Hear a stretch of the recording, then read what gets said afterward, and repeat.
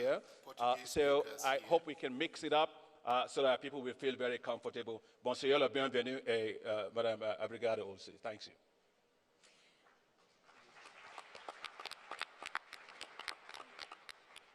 Premier Makura, we're in the boardroom, and I'm sure it's been tabled. How do we ensure that over these 3 days, things are done differently?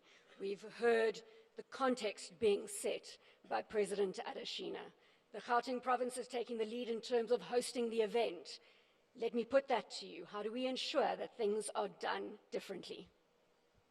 Well, I just want to say on behalf of government and policymakers, we also want things to be done differently. We have to ensure policy certainty because in the African environment, for investors to put their money there, there's a lot of other things we've got to fix. So we also not here just about coming to talk.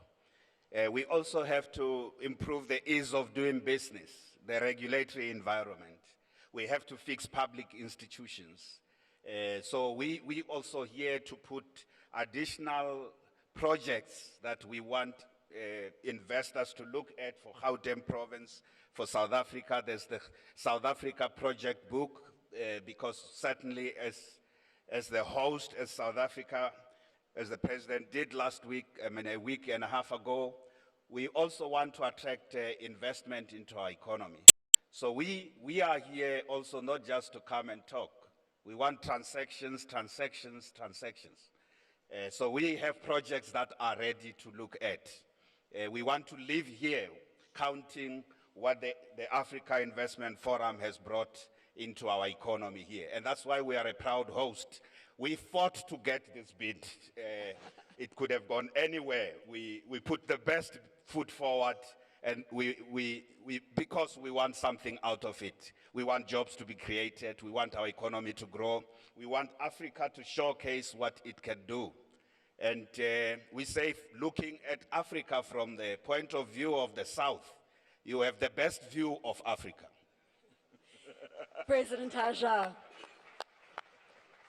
what does the Islamic Development Bank want to achieve as a collective over the next 3 days, working with your board members here on the stage this morning? Okay, first, why you want to do things differently? These questions I asked to my staff after 100 years of my presidency of the Islamic Development Bank. And I asked them the question differently. If the Islamic Development Bank does not exist today, it was established 45 years ago. Are we going to use the same operating model as we are here? Do we have the same Islamic Development Bank?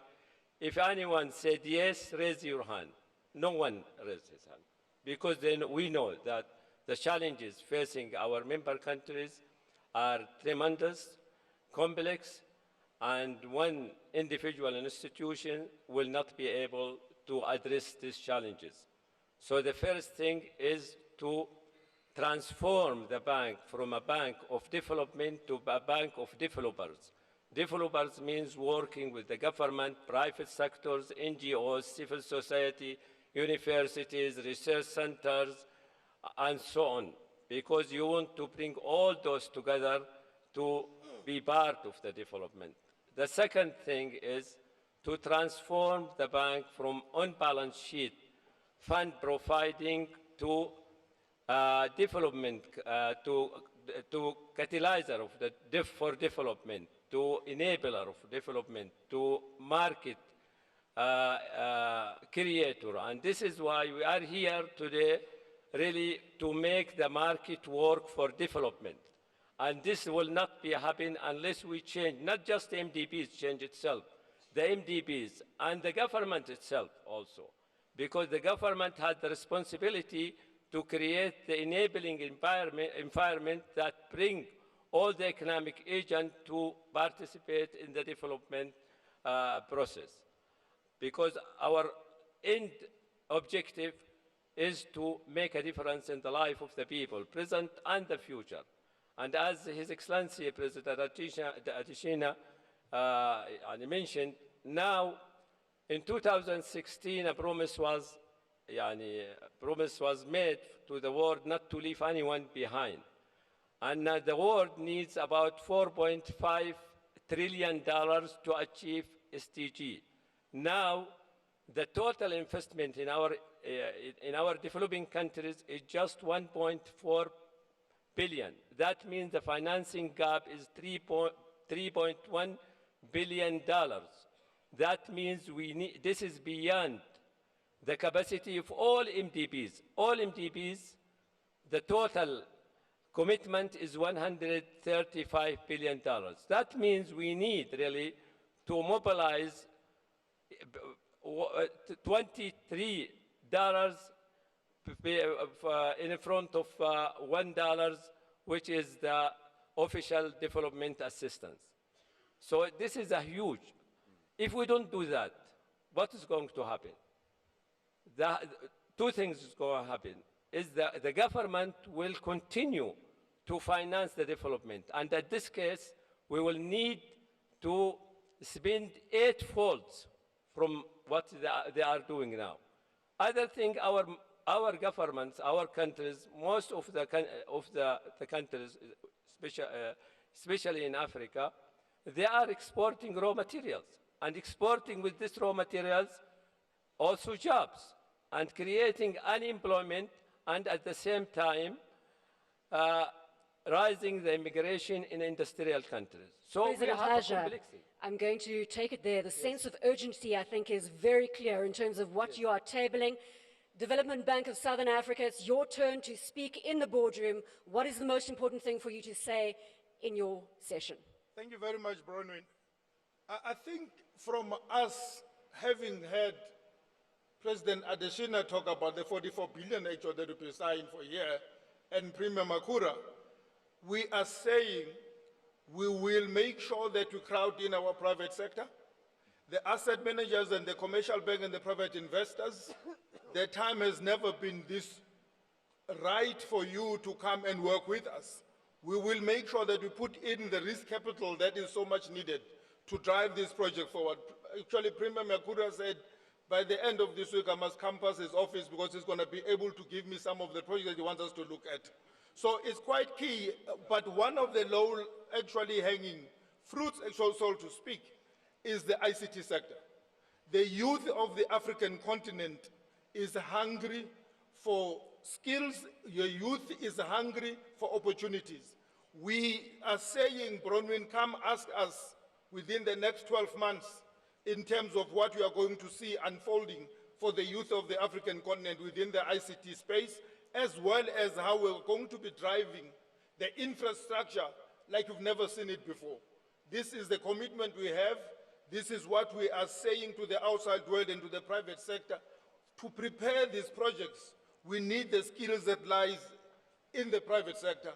We want to make sure that we fast-track these projects so that they become very investable. Thank you very much. We have to commend the sense of urgency that is building on the panel this morning as we move through the boardroom.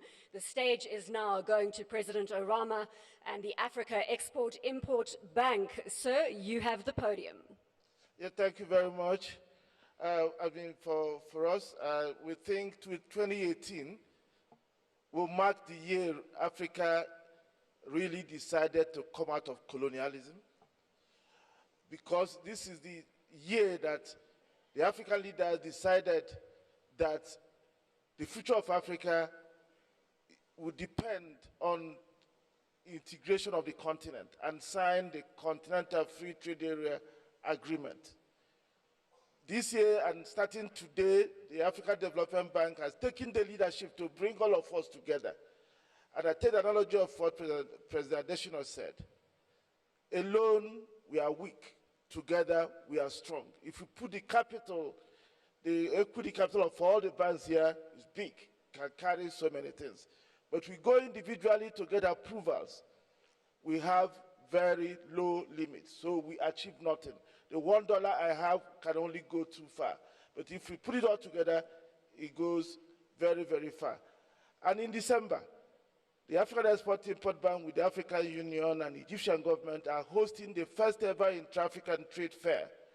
That also will begin to open markets for intra-African trade. Investments can only come when there are markets. So we will create the markets that will make it possible for the discussions we are having here to be meaningful to private investors, so that they know that if they bring investments, the markets exist for them to realize their returns. So we are very happy to be here, and we look forward to very engaging sessions. Alone we are weak, together we are strong. Let's add that to transactions, transactions, transactions. President Tadesse. Well, you used the boardroom example. So usually in boardrooms, decisions are made. So I'm already imagining my December conversation with my board, my Q4 board, and I'm going to say I was in Johannesburg, and we came up with a consensus on the 3 S's: scale up, speed up, synergize. Right? And what that means in practical terms, that means doing things, of course, much more efficiently. I imagine if you put the mic out there, some of the business people who've worked with DFIs like us, one of the things that they might say is, DFIs are great partners to have. They help you to de-risk, but they are terribly slow to give you decisions. That is a recurrent theme that would come out of an audience like this. And so my discussion with my board will be to say, how can we speed up practically? How can we give the turnaround expectations the kind of time frame that's required? Synergizing means, for instance, a client talking to me over coffee saying, look, I have a deal. I have a $100 million cement plant I want to put up in the DRC. And they would say, of course, I know you may not be able to do 100 million on your own, but can I talk to you and can you bring your partners in? Make my life easy. I don't want to go and negotiate with 3, 4 banks at the same time. I want to talk to you. Can you find a way to club it? I think this would be very practical. And I'm very pleased to say we are signing risk participation agreements with a number of the banks here, which means in future when a client talks to me, I can do big ticket deals on my own, but behind me, I'm sharing the risk with my colleagues. That is a practical way of speeding up. Scale up, speed up, synergize. Alain, Africa 50, the decision that you're making in the boardroom this morning. Yes, thank you. I think I will build again on what my friend Admasu said, especially on the speed part. We at Africa 50, we have the benefit of having been created recently. So we have the benefit of designing an institution where we can have timely decision-making, quick decision-making on the yes and no side. I think I challenge all of us, including our leaders in government and other stakeholders. Let's make sure that we're able to make those decisions. Again, I'm saying on the yes or no side. If a project doesn't make sense, let's say no and move on. If the project makes sense, let's say yes and run fast beyond this project. Africa 50 is able to do so. The board of directors of Africa 50 has delegated the investment authority to an investment committee, which allows us to make quick decisions on project, because that's how we're going to be able to deliver quicker transactions. And once we deliver those quick transactions, success breeds success. We create a demonstration effect, and we can even do more. So speed is very important, I agree, and scale up, of course. And scaling up will require that we focus a bit more on the early stage project development process. Some people will call it project preparation. It's about building the pipeline of bankable projects and getting them to a stage where many other investors can come in and join the party. We will do that Africa 50, and I hope that more folks will come into that space. The terminology bankable project is crucial, and it's going to be said over and over again over the next 3 days. Let's take that, Malam, from an Africa Finance Corporation perspective and say we're looking at creating bankable projects. There are many projects out there, but it's now about getting them to bankability. What is the Africa Finance Corporation going to do differently? The boardroom is yours. Thank you. So at AFC, we have teams of industry specialists and experienced bankers that are able to quickly transform an idea to a bankable project. We have done that in the last 11 years. We have invested $4.5 billion across the continent. We have a huge allocation going forward of what to do in transport, power, natural resources, heavy industries, and telecoms. We are here to listen to your ideas. We are here to work with governments that want to reduce infrastructure deficits or create projects. We are here to partner, leading our balance sheet to mobilize capital for investments in the project. So we're here, we're open for business. Like the rest of us all here are open for business. We have agreed a framework for collaboration. We have risk participation agreements with Africa Development Bank, with Afrexim, and several other institutions. So if you talk to us, we are able to mobilize resources from other sources as well. We also have frameworks with banks in Europe and China to do the same. So talk to us, we will convert your idea to a project. Thank you. Thank you very much. And President Adesina, final word to you, sir. I was there at the launch in Johannesburg earlier this year when you announced the Africa Investment Forum alongside Premier Makura. I want to borrow from the speed up, scale up, synergize. You've created that here today, sir. I want you to give us a sense of what you deem the next phase is from a success perspective. When we leave the 3 days that we're about to embark on, what will be your mark of success? Well, first, let me make 3 points. We wouldn't even be here talking about this issue of scale up, speed up, synergize, that we are all, I like that, what he said about that, without vision. When late Babacar Ndiaye, the former president of the African Development Bank, had the vision and created the Afri-Exim Bank,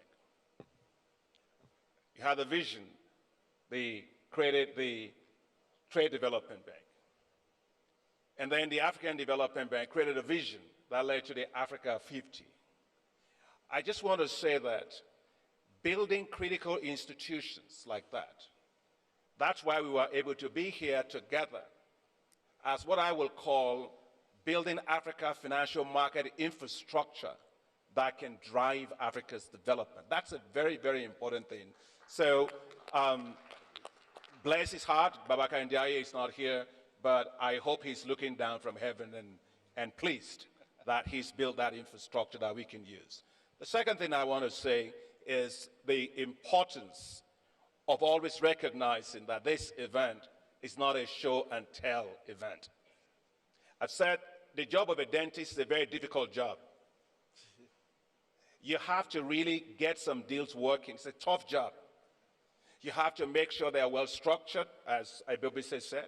You have to make sure that the risks are divided, project, market risk, financial risk, political risk. We all committed, and there are so many of our partners in the audience to have to do that. And finally, is the fact that we want to make sure that we move things, fast-track closure of deals. So when you talk about what the future will look like from here, we agreed over breakfast this morning that all the heads of the president of the financial institutions and others, we're going to have to meet actually twice a year, all on deals and changing our business models to be able to advance the things that are going to come out of here. So when you say speed, we are feeling the heat, that we need to change our business model to make sure we can fast-track things. The other thing that I want to say finally is that we're going to have a lot more conversations with so many partners here about how we optimize our balance sheet. That is for a different conversation, but I'm sure that with innovative ways, we can optimize our balance sheet and do more with what we have, because the challenges are huge, but we've got to be very innovative in optimizing the capital at our disposal. So alone we are weak, together we are strong. Let's go forward over the next 3 days and deliver as one for Africa. Boardroom adjourned. Ladies and gentlemen, please can you give a round of applause for my esteemed panelists.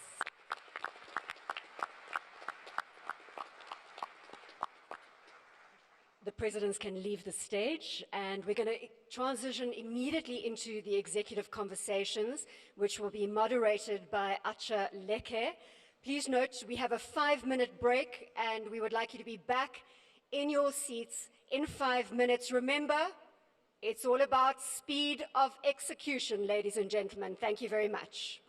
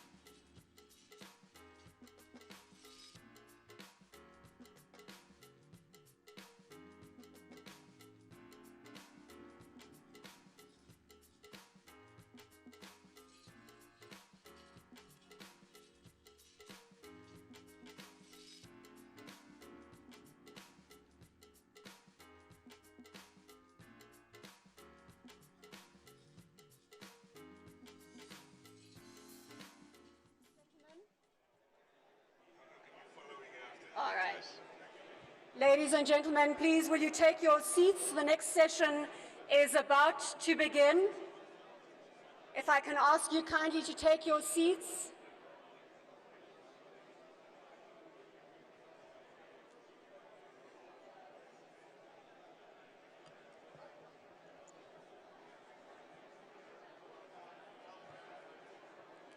Ladies and gentlemen, I would like you please to take your seats. The next session is about to begin.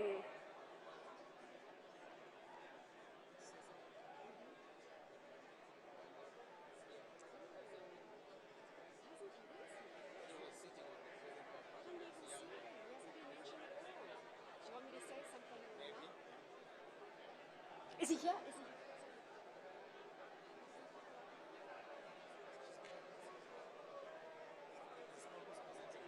I don't know. Okay, with the PowerPoint, do you want to take the next? Yeah. Yes, I'm missing a panel, that's my problem. Okay. So Oh, okay.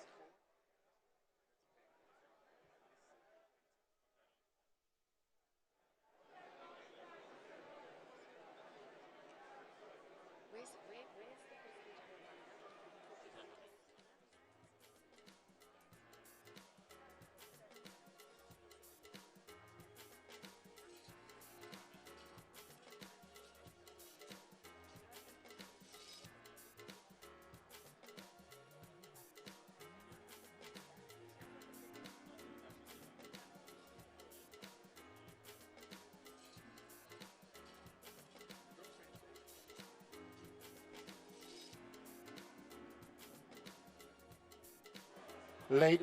Ladies and gentlemen, kindly take your seats. Our next session is about to begin.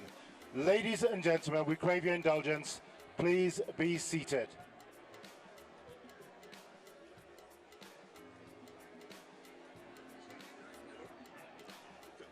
Ladies and gentlemen, please be seated.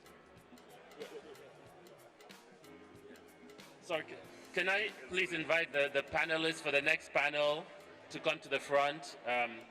Ronin Tuli, Rakesh Wahi, and Ahmed El Sewedi.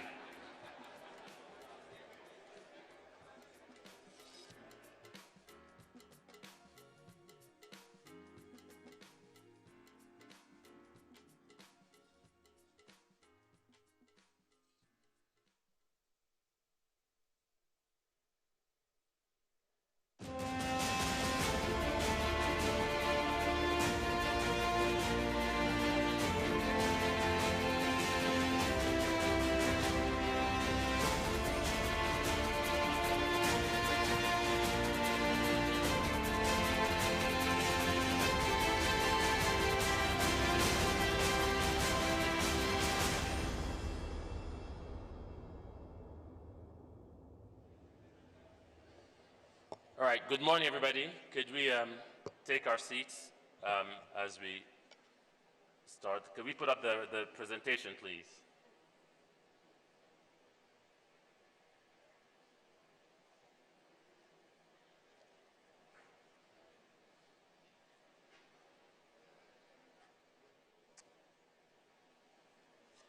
Can I have the presentation? And can I invite, we're missing Ahmed El Sewedi to join us on the panel.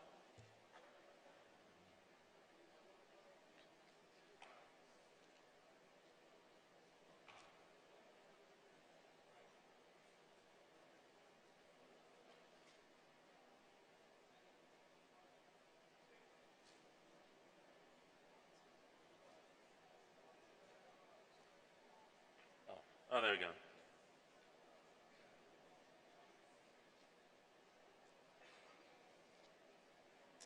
All right, can we all please take our seats?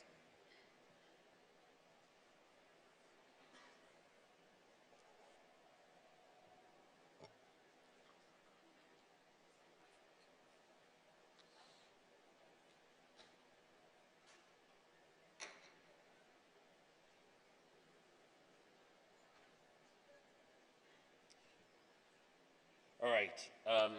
Again, good morning, everybody. My name is Acha Leke. I'm a senior partner with McKinsey, and I chair Africa practices. And I'm delighted to be here and to welcome you to my town, Johannesburg, for this event.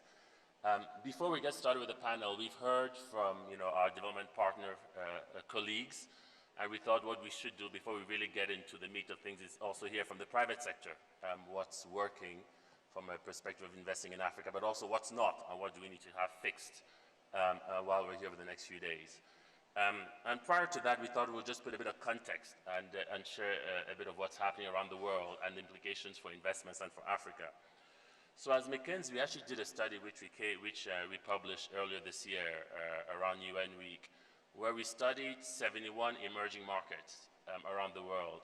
And our question, it was a very simple question. It was, what has driven growth? Those have really outperformed growth. How did they do it? What was the secret sauce? And of course, there are many of these emerging markets in Africa that were included. What we found is that of these 71, 18 delivered most of the growth. So there were 18, and we call them outperformers, who've delivered most of the growth. And when we talk about growth, we talk about 50 years, right? Not 5, 10 years, but 50 years. 18 outperformers. Out of those, there were 7 who were long-term outperformers. So over 50 years, they've grown GDP per capita on average 3.5%, right? Consistently over 50 years. By the way, they're all in sort of, East and Southeast Asia, right? There were another 11 that what we call recent outperformers. So they've done the same, but they've done that over 20 years. Not 50, but over 20 years. There's only one African country in that group, which is Ethiopia, right? Who's actually grown consistently over 20 years. When we start to look at more recent accelerators, if you take a 10-year window, then you start to see countries like Ghana, countries like Rwanda, countries like Mozambique in that group. But overall, out of the 18 outperformers, there was only one in Africa. Now, how do they do this, right? And this is, actually what the growth that they generated over that period. So the high-income countries, the advanced economies, grew on average 2% over a 50-year period. Out of those 7 outperformers, you'll see China. China, by far, exceeded that, right? They grew at 7% every year over the last 50 years. The other 6 long-term outperformers grew about 5%. Again, that's over a 50-year period, right? So that's quite significant. The recent ones like India, Ethiopia, they grew about 6%.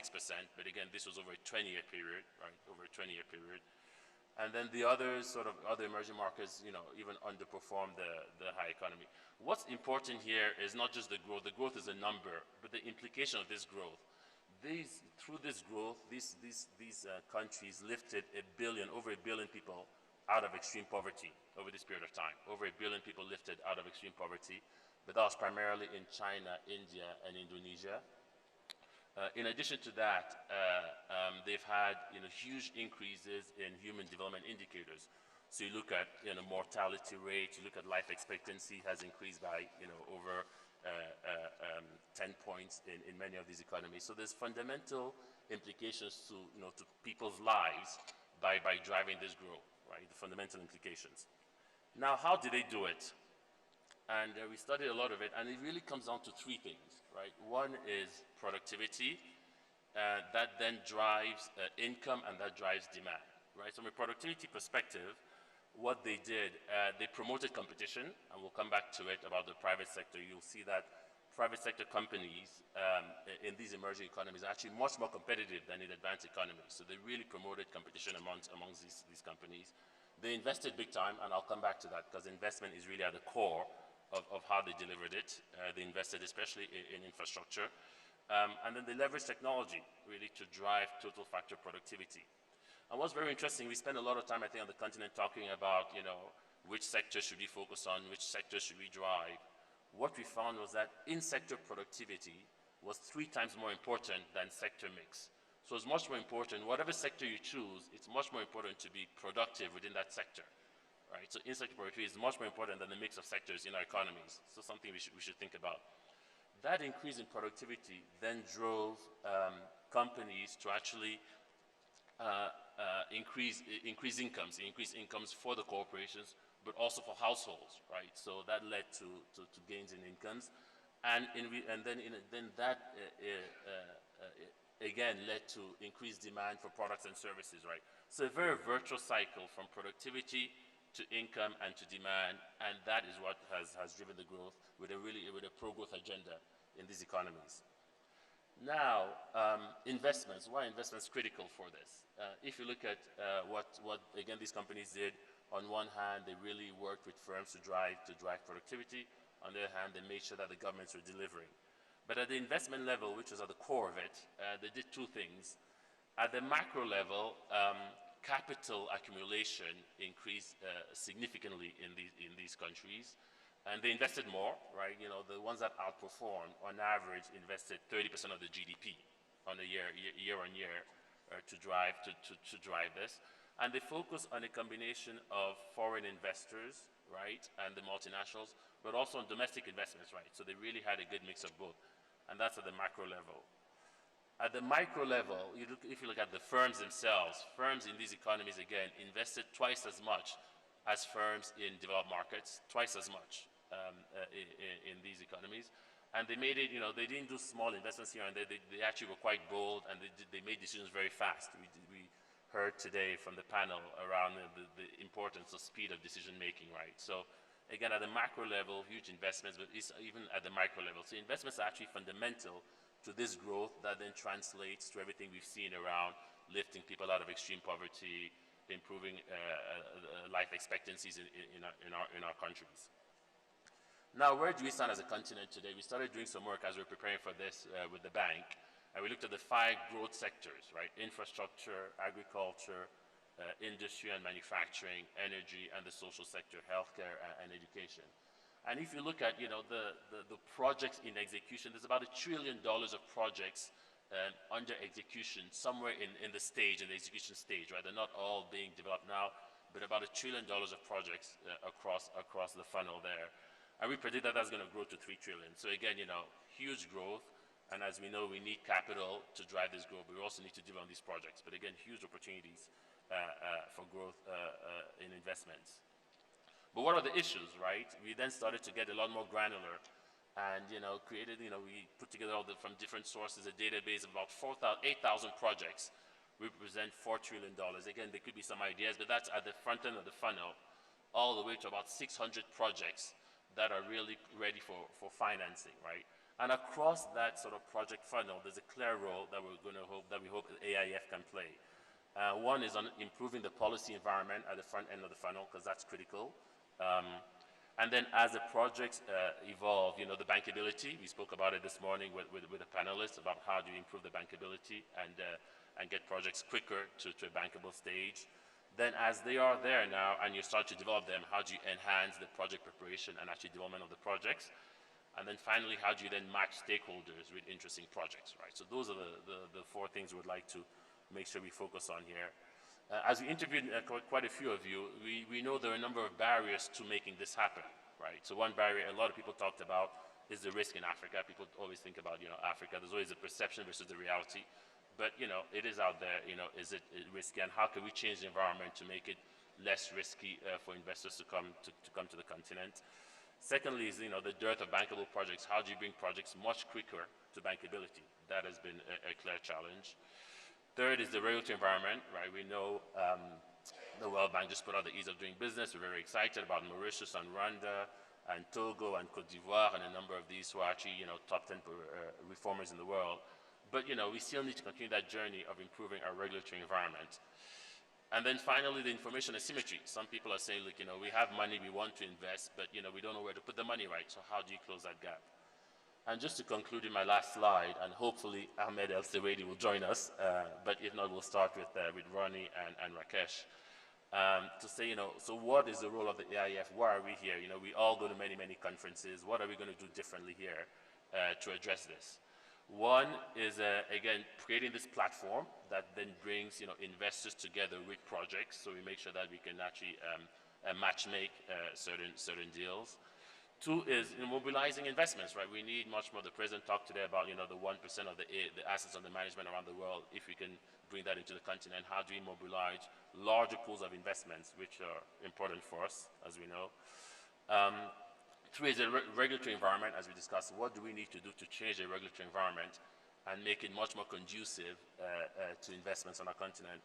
And 4, which for me I think is actually much more important, it just changes the ways of working, right? We go to many of these conferences and we talk, and, you know, I think I always say talking and connecting and networking is important, but how do we do things differently and make sure that we actually come out of here with very concrete projects or concrete recommendations that we can implement to help increase not just investments in the continent, but as we know, at the end of the day, it's about improving the lives of our fellow citizens across Africa.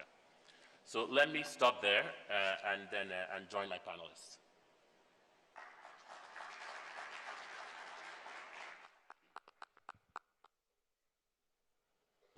So, welcome, Ronnie and Rakesh, and I said, hopefully Ahmed will join us soon as well. Ronnie, let's start with you. You were CEO of Tello, and you invested across the continent. Why don't you tell us just a bit about the sectors and the countries you invested in? But more importantly, I think for the audience, it's be good to understand what has your experience been investing on the continent? Archer, thank you very much. In the first instance, I'd like to express my absolute gratitude to the African Development Bank under the leadership of President Adesina. The vision to create the Africa Investment Forum is really, I think we can't say enough about what it means. I think President Orama said it correctly. This is it's an opportunity to rebrand the continent of Africa. So President Adesina, thank you for the vision. I would like to also thank the government of South Africa and the government of the province of Gauteng for supporting this vision and allowing us to all be here together in this province of ours. I advocate that that Premier Makura is a hard worker, in spite of earlier comments. So, Tello Group is really we see ourselves as an African group. We look at the continent rather than a country. We stand on three legs: infrastructure, industry, finance. Those are really our three legs. In industry, today we are probably the biggest exporter of resin out of the continent of Africa. We export to Europe and to Asia. In infrastructure, we've been financing capital equipment for the railway sector and have bigger ambition to, rail. We recognize rail in Africa as a huge challenge in terms of mobility, transportation. And we think it's a great opportunity to create capacity, both freight and passenger, well considered. So we are in rail, and as mentioned, we finance capital equipment across the continent for the railway sector. And we work with development finance institutions like the Industrial Development Corporation and other institutions as well. What do we find as the challenge? It's very interesting. So you can start by what's working, and then you can get to challenges. So what's working, I think a great point of excitement is I don't think we've been at an era where African governments are so serious about attracting investment into their country. So from that headline, I think it's very exciting. I think the second point of excitement, the African multilaterals, most of which are on stage today, I think are onto a new paradigm. They understand, I think, like the alignment between themselves and our group, as an example, is the comprehension that nobody understands Africa better than we as Africans. Therefore, we accept that the interpretation of African risk is mispriced, both financially and operationally. So that for us as entrepreneurs represents an enormous opportunity because like the multilaterals, we can position ourselves to arbitrage African risk. We can mobilize best of global capacity, best of global capital to arbitrage African risk. That's a great opportunity for anybody who wants to be entrepreneurial on the continent of Africa. We understand Africa better than anybody else. Africans understand Africa better than anybody else. And we can arbitrage that risk and create industrial capacity, infrastructure capacity, and mobilize global capital. So that's a big headline. What are the challenges? I won't dwell on it, but it is a fact. Our DFIs are slow. They get there eventually, but they move really slowly. In terms of our ambition, we are implementing today what we've been talking to DFIs many years ago. That's the reality. And the plea is we have to get the DFIs to be a lot more responsive. I think development of infrastructure and industry on the continent of Africa has to be implemented with a lot more urgency. Okay. And just on that, I'm trying to, just let's be practical. Do they need to, cut the timelines by 50%, by 80%? What's your sense? Look, I think we have to understand that we are, I think as one of the panelists spoke earlier, their role is to mobilize global capital. So risk has to be managed. But I think we accept that we have to manage risk, but the systems to which you process transactions, I think have to be, one way or another, have to be reconsidered and moved along. That's the first. The second challenge that we encounter very often in pursuing investments on the continent, the regulatory environment, approval processes. I'll give you a very hard example that we experience quite regularly. So, and I won't mention the country, but a country, we buy capital equipment, very, very expensive capital equipment, and it sits on our balance sheet. We deploy it to the user in country. In this particular country, the legislation still doesn't accommodate a situation where the owner of the capital equipment and the user are two separate entities. The world has moved on. The user is not always the owner. That's a real practical. So consequentially, the whole process of now you've spent tens of millions of dollars buying a suite of capital equipment, you're deploying it into a country. The customs importation process just doesn't accommodate that. So what we have to do is spend enormous amounts of time with sort of the Treasury, customs authorities, pleading, and this is equipment that will support development in country. It's not just importing consumer goods. This is to create infrastructure capacity in country. So the 2 points, without speaking extensively, the 2 points that I would really plead is we have to accelerate our activity toward development on the continent, and the DFIs are the multilaterals are an important part of that. The second is that African governments also have to realize that we have to reform the regulatory environment. We're not asking for special favors. What we want is certainty, predictability. That's really it. Right.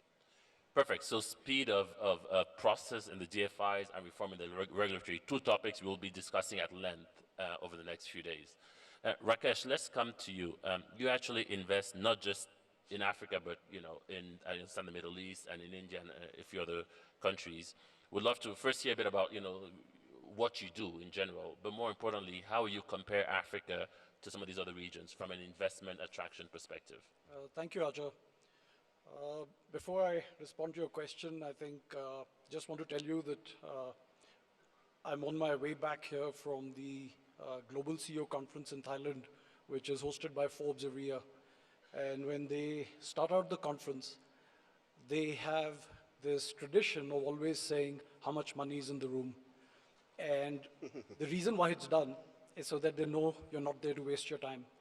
And last time we went, a week ago in Thailand, they said there's $300 billion in the room. And I think it was a great setting in the first session with Dr. Adesina and the Premier and other panelists, where we could see the value of what is sitting here in terms of the financial institutions and the support that is there for Africa. And to that end, I'd like to thank Dr. Adesina. I had met him in July last year when he talked about the AIF, and 18 months later, we're here. And also to Premier of Gauteng for actually giving us this platform. And I use the word platform because it's what we're here to do. Getting back to the industries that we're involved in, CMA Investment Holdings is a family investment holding. I've been based in Dubai for the last 30 years. We have a focus on IT. We are the Microsoft partner in 8 South and Southeast Asian countries. We have a software development center in Sri Lanka. We have a document management business there. And we also have a BPO in the Philippines, where I'm coming back from. We are also in the education space. We currently own 3 universities, 2 of which are in Dubai. The first 2 are Curtin University and Murdoch University from Western Australia. We set up our first African university in Ghana in 2013 in collaboration with Lancaster University from the UK. And for those of you who know, Lancaster is the 6th ranked British university in the world, in the UK. And to bring a highly ranked British university into African shores speaks a lot about what we're trying to do for the future of education. We're also trying to set up 8 more campuses in Africa. They're going to be in southern, eastern, and northern Africa. So this is a plan that we're rolling out, and we're putting some project proposals out that we will be looking at. Additionally, we also are looking at educational infrastructure, not just in terms of hostels, but also in terms of laboratories and looking at the future of education. And the third area that we're invested into is media. And a lot of you would be familiar with CNBC Africa and Forbes Africa. These are the businesses that we launched in 2007. We are working with the African continent in changing perceptions, and I'll talk to that a little more in a bit. So as a family, we're invested in 20 countries around the world, all of which are emerging markets, and we employ a little over 1,500 people. Talking a little bit about the experiences in different countries. I think when you look at different parts of the world, the key issue when you go in as an investor is how you're welcomed. And the same goes for how you're welcomed at home when you go to somebody's house. And if the landing, as Dr. Adesina said, is soft, it's facilitated, you're given the help, you'll go back there. If the visa processes work, and this is going back to basics for investors. I think these are critical areas. But the areas where I find that, and I'm not going to go into talking about what is good somewhere and what is not, because comparatives are based on circumstances in different parts of the world. So where you have certain advantages, you may not have those in other parts. But areas where I think that we have got to pay a bit of attention here in Africa, and the first of which is basically in changing perceptions. And I think changing perceptions is not the purview or responsibility of a single institution, a single government. It's, I think, a collective responsibility, because nobody's going to invest into an environment if they hear all the time that things are wrong. And this is what we have been trying to do, is try and bring positive stories about the continent. The second area that we typically find problematic stems from things like continuity and consistency. Speed has already been talked about, and I won't dwell on it. But when change takes place, I don't think we manage change appropriately. A lot of policies get changed when governments changed, and I don't think we have a very strong civil service that manages this process of change. And I think this needs to be strengthened a lot in the context of the African continent. The next area is the cost of capital.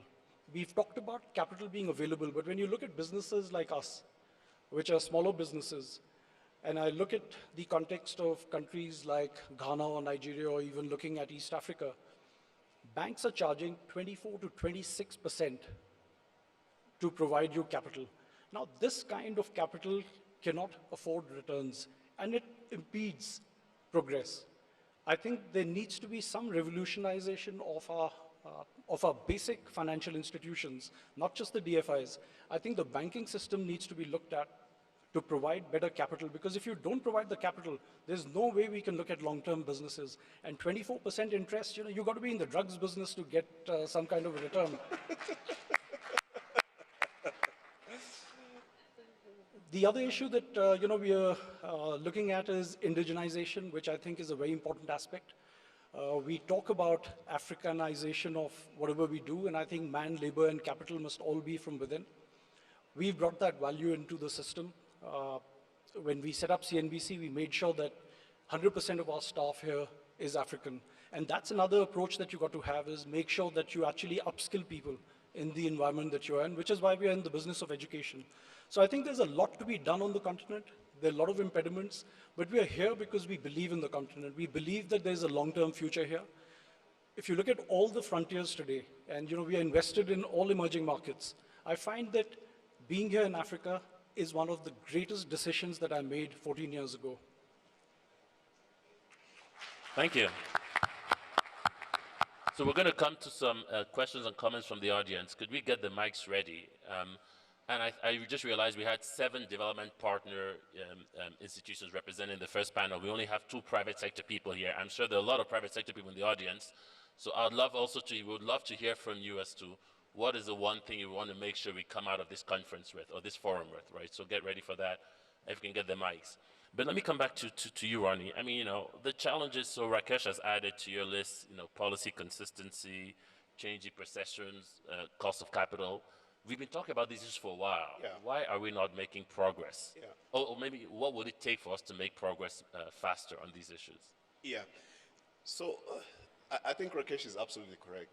But I think what we also haven't recognized, and this is, and I'll mention it by name, this is the great proposition that I think Alhaji Aliko Dangote has planted in our minds.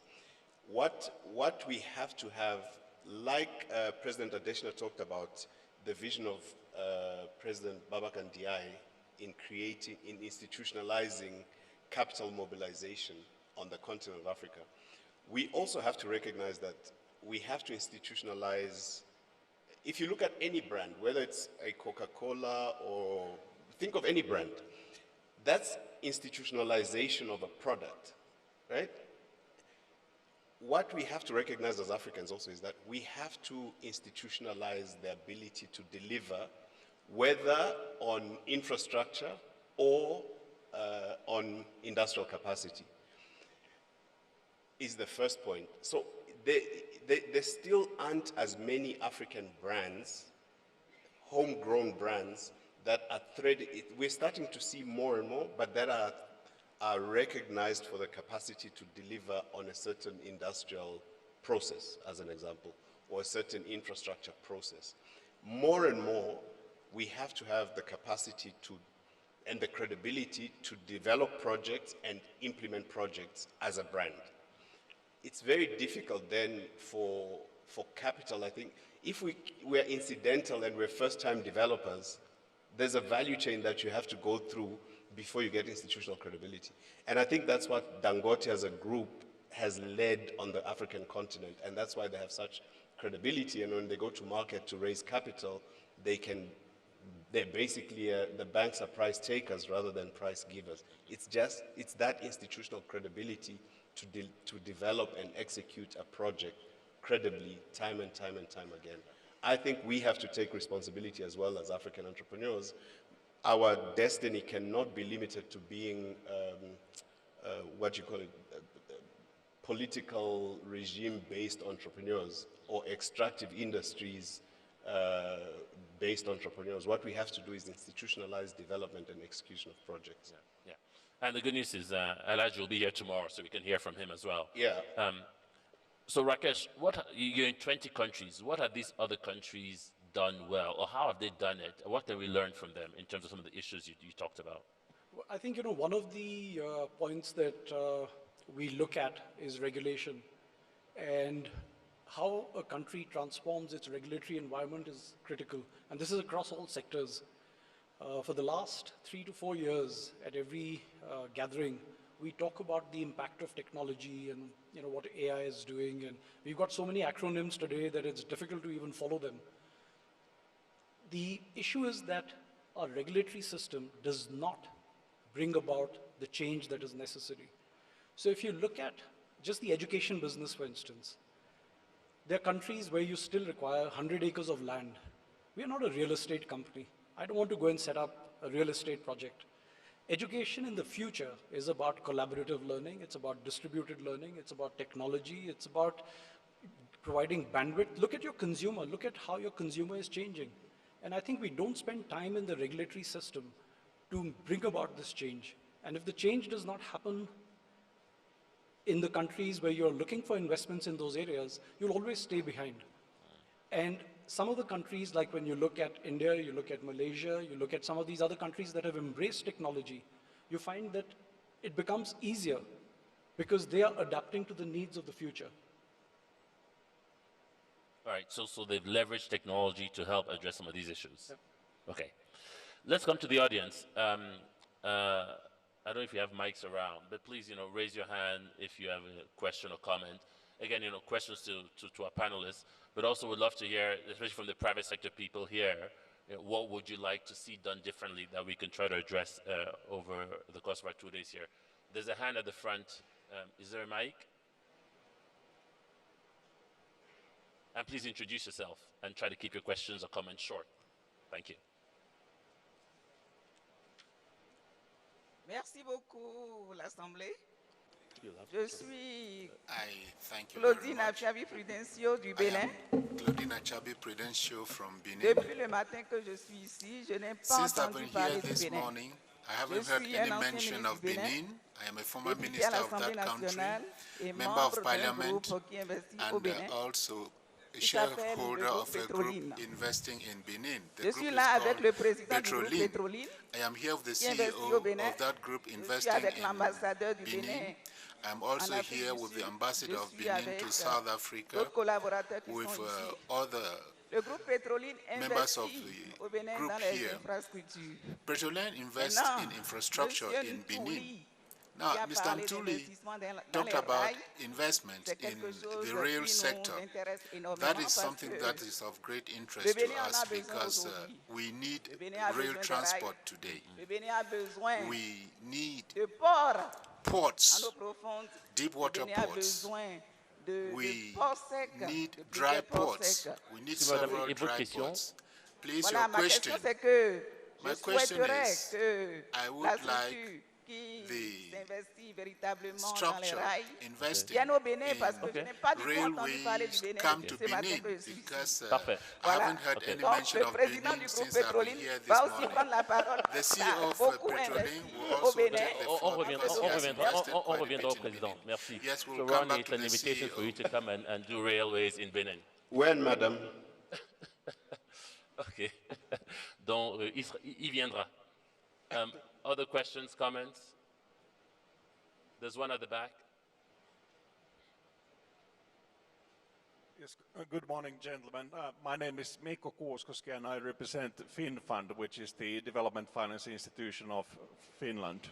I'm not the private sector representative, but I'd just like to add my comment to the perception of Africa. So I think the perception is something that ought to be changed. So everybody knows these challenges in relation to integrity, etc. in Africa, but they are very much present in other parts of the world as well. So I'm personally involved in a couple of projects in Southeast Asia where things are happening that I haven't actually seen in Africa. So I think that sharing these success stories and giving investors confidence that you actually will be able to make a healthy return on your investments to Africa is absolutely important. Yeah. Thank you. Thank you. Fully agree. Maybe we should turn to Rakesh because you're in that business of changing perceptions, right? So what would it take to change, continue to change the perception of Africa? Because I would argue it has changed quite a bit over the last 15 years. But what would it take to continue changing it? I think the first element for each of us is to start taking pride in ourselves. I think we are happier to talk about negative things than positive things. We wake up in the morning and we are happier to read sad news. You want to read sensational things, you want to see what's going wrong. You don't want to see what's happening on the economic side, what development is taking place, where the investments are happening, what policy matters. So I think the first change is in our own minds in how we deal with things. First, try and change yourself in what you want to see and what you want to become yourself, because what you consume is a reflection of who you are. And I think this is the first thing, because nobody can change that unless you make an attempt yourself. Thank you. I think the second issue is that we don't talk about our success stories. So when we came into Africa, we found that there were news stories about doom and gloom all the time. And people were talking about despotic leadership, there's talked about corruption, they were talking about hundreds of other things that are going wrong. But then there are the same multinationals that are sitting here making pots of money. There's everybody else making money. There's economic activity, there are capital markets. There's a lot of development that is taking place, but nobody talks about it. And I think we need to start sharing these stories a little more. And this is what we have done as a tangible change. And I'll give you an example. In 2008, when Kenya was burning after the elections, we were the only network that was allowed to broadcast live. And there was only one reason, because we were carrying a balanced view. We said, yes, there's a problem in the streets post the elections, but there's also economic activity taking place. People are coming to work. So I think carrying a balanced view is very, very important in how you deal with things. So, and then taking responsibility collectively as a region. And it's not just about, brand South Africa or brand Kenya or a few other agencies taking responsibility. I think we all need to go collectively to these major platforms around the world and present an African position, which is what is critical. We need to be seen as one force. We need to be seen as people that are actually making a difference. We need to talk about these opportunities that we have been discussing here since the morning and what we're going to talk about the next few days. So I think people will take you seriously if you talk positive things about what you're doing. And if they only hear negative things, it's never going to change. Perfect. Ron, you're going to say something? Thank you. So I think the lady from Benin's question is very important. If we look at the continent of Africa, it's a large landmass. Primarily, we're exporting commodities, we're importing containers and fuel into the continent over very long distances. Road doesn't make sense at all. Road doesn't make, whether you look at it from an environmental point of view or you look at it from a cost of rehabilitating road, if you look at accidents on road, it just doesn't make sense. The sort of volumes that the continent of Africa moves on road, it's not viable. The second is, if you look, because of the lack of, the model that makes sense, which has connected many countries around the world in different regions, is rail. And I think the point about Africa needs to invest in the railway sector is real. That discussion has been going on for time immemorial. Africa has to do something about its railways in order to be able to move goods, in order to integrate regions, in order to be able to move people and goods across the continent. It's a backbone industry, it's a backbone sector that has delivered immense benefit for a number of regions around the world. We have to invest in rail, it's inevitable. And you will go have that conversation in Benin? I'm ready. Okay. Good. Actually, it's funny, back to perceptions, I always remember, we as McKinsey have also been trying to play our role in changing the perception. And as we travel around the world to tell a different story of Africa, I remember some of my clients on the continent said, hey, we'd actually rather, you don't go out and tell these good stories, so everybody out there continues to have these bad perceptions, so they don't come in, and we'll continue to make money here and have less competition. So that's how some of the private sector people are thinking. Other questions, comments? Yes, there's one here. Oh, actually, can we start with the lady, and then the man? Okay. Right, Fifi from CNBC Africa. Staying with perceptions.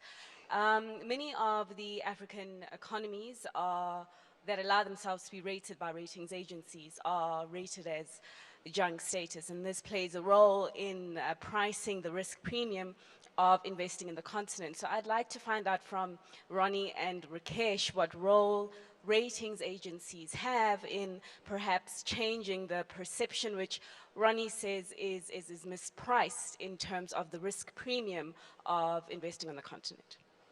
Perfect.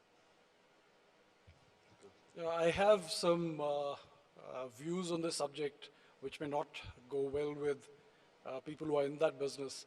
But I think rating agencies is a whole lot of bunkum. This has been created by financial institutions themselves. They funded them.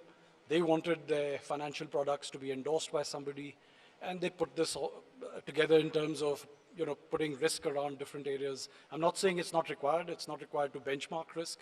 It's not important to look at what risk is, but I wouldn't pay too much attention to it. I think what you need to do is set up good governance, make sure that things work. Look at all the things that we've been talking about since the morning. Make sure that your financial markets, your capital markets, your major agencies and your regulatory bodies, your civil services work well. And if all of this works, you don't have to worry about rating agencies. Okay, thank you. Actually, there are a number of hands, so let's take a few questions because we're running out of time. So let's start with the gentleman here.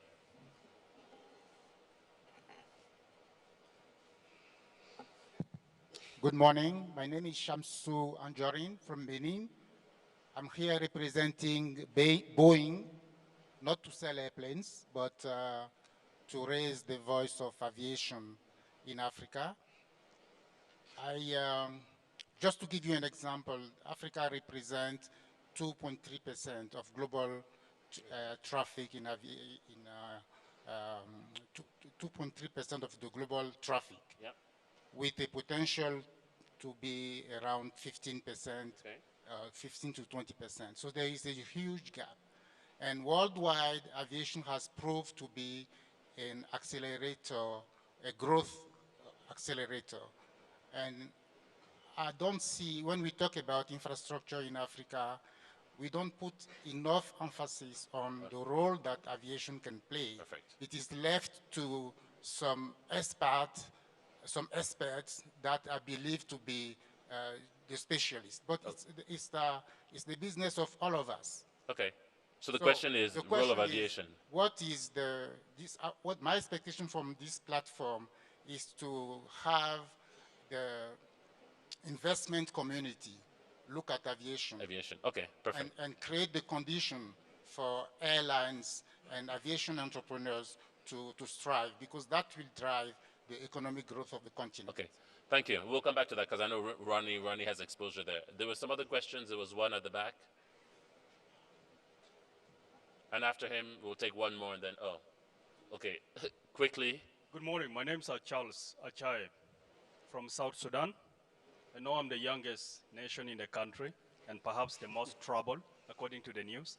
But I think what he has said, because he said that you need to brand yourself. And I think we have branded ourselves as a country who would want to come out of the crisis and look positively at the investment in Africa.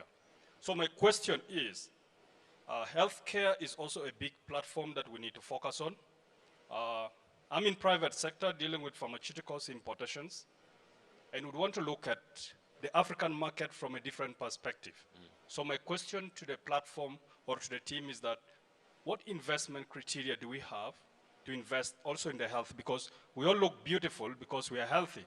Okay. And we think that it's important to stay healthy, to look at the infrastructures that we are thinking about. Thank you so much. Thank you. So we have aviation, we have healthcare, we had railways before.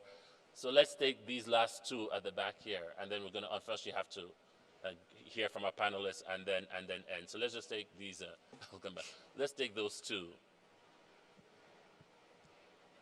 Thank you. My question is more directed to you, Leke. You mentioned earlier at the beginning that... I'm the moderator.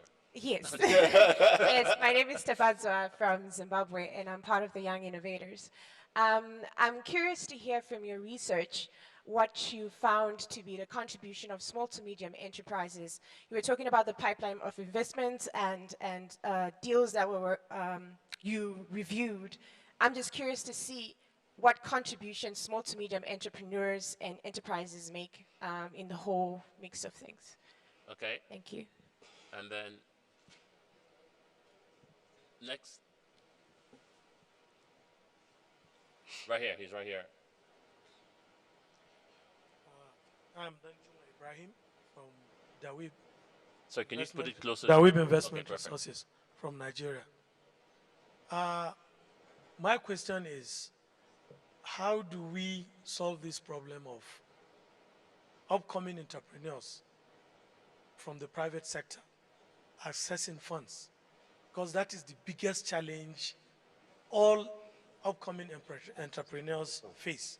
Yeah. If you look into Dangote and all others that have made it, you find out that they had very difficult startups.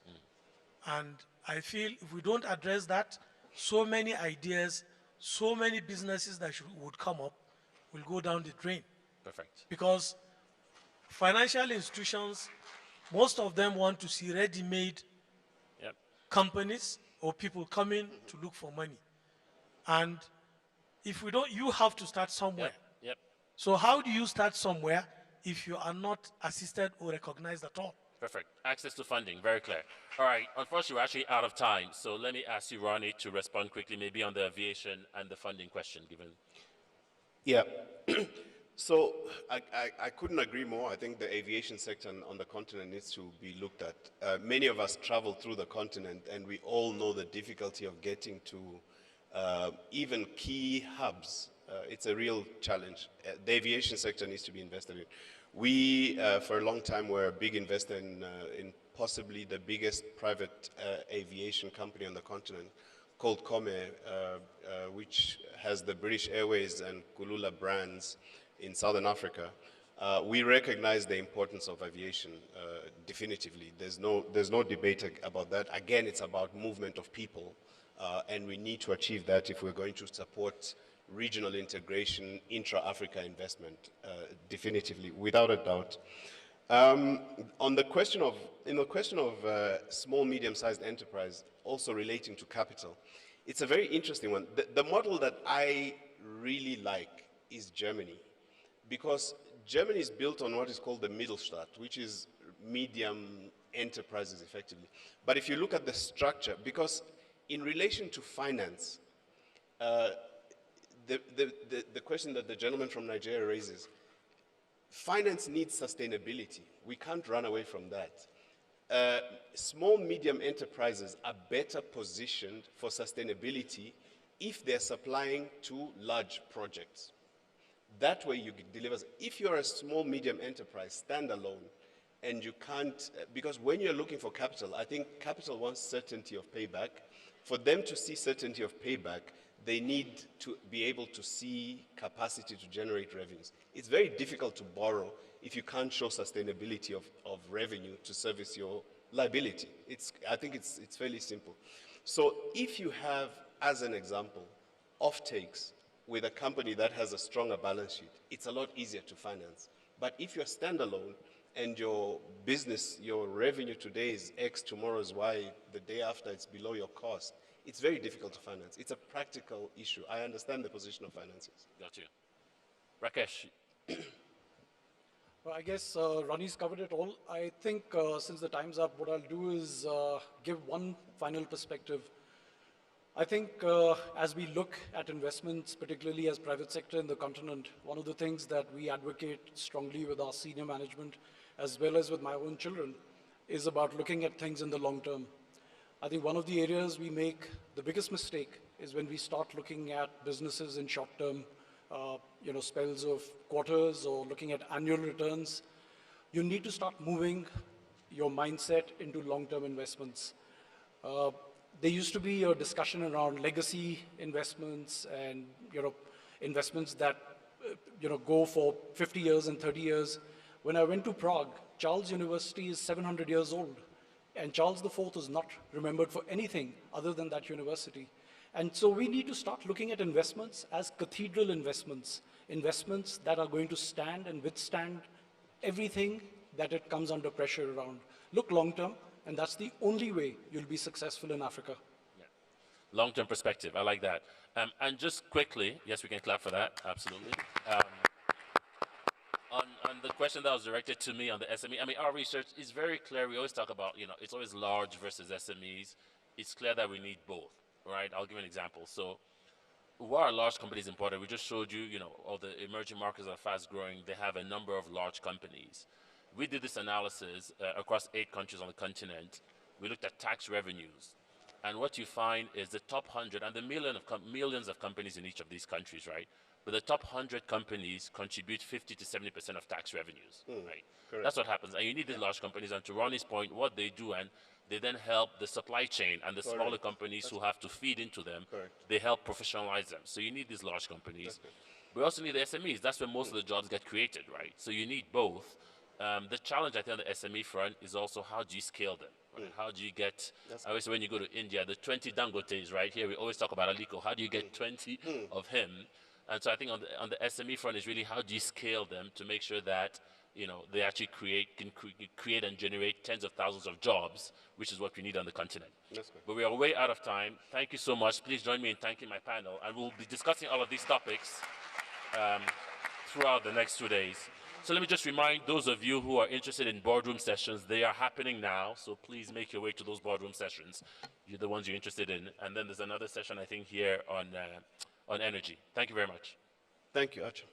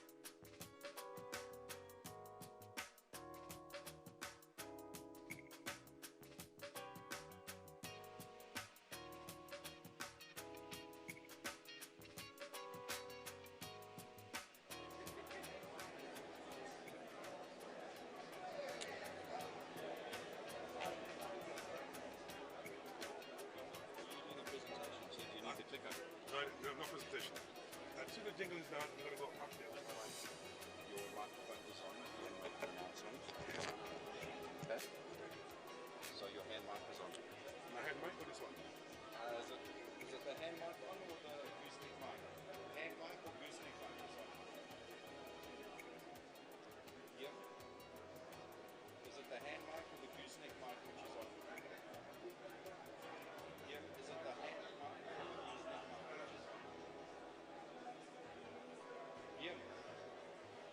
Hand mic or gooseneck mic? Which one is on, please?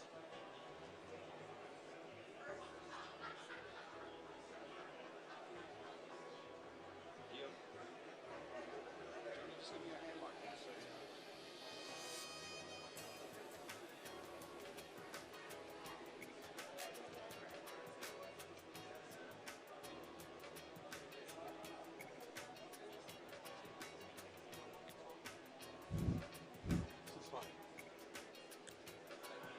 Good morning. May I ask you to take your seat? We'll get started soon.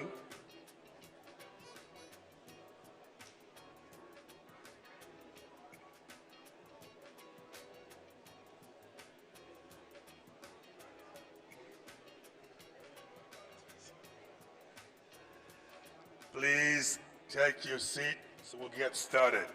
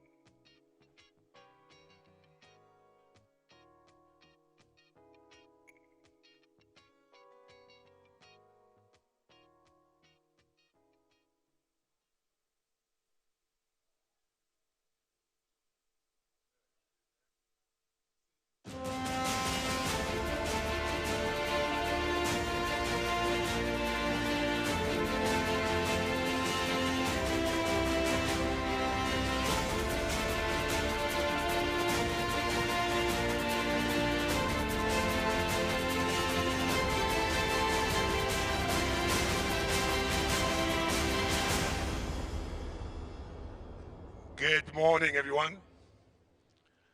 Good morning.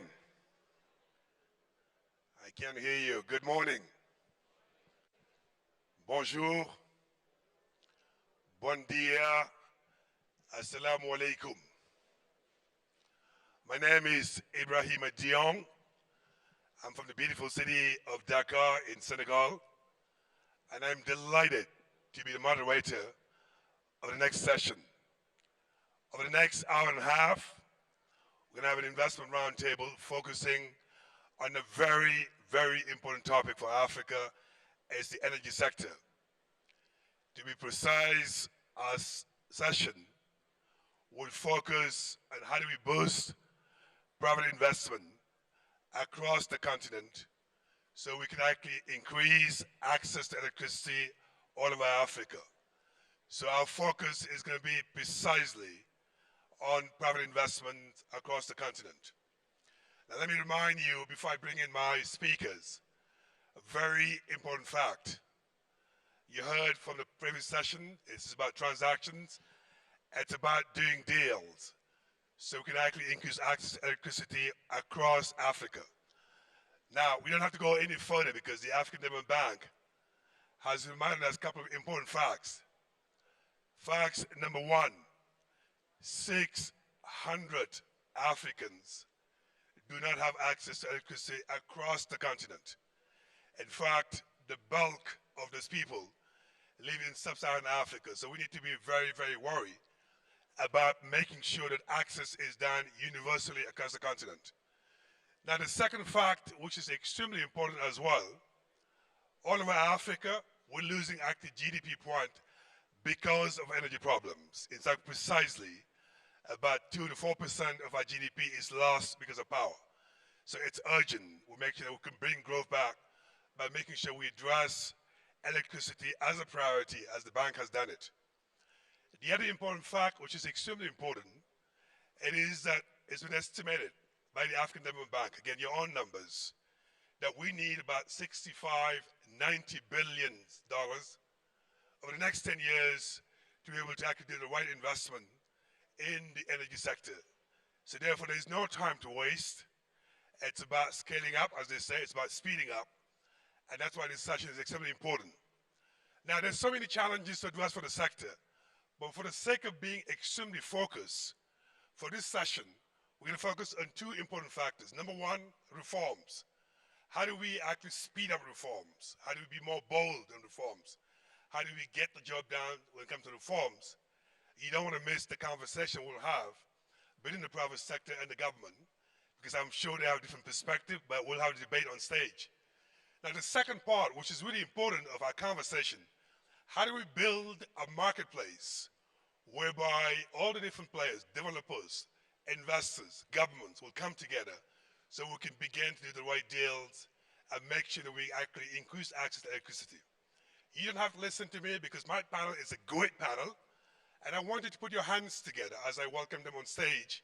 So panel, come and join me so we'll have a conversation. Come and join me, panel. Mr. Amadou Hart from the African Development Bank. Mr. Hart. Give a round of applause. I'd like to welcome also Honorable Babatunde Fashola, the Minister of Power, Works and Housing from Nigeria. A round of applause. We also have Power Africa, we're represented by its coordinator, Andrew Hesovich. Andrew, where you are, join us as well. We have from Morocco, Mustafa Bakouri. Mustafa, join us. Welcome, bienvenue. We have the lady who is so passionate about energy, has done so much across the continent. Nesidetas Avapour, the CEO of Temis Energy. Temis, join us. And then we have the President and CEO of LCD Electric, LCD, Ahmed, join us as well.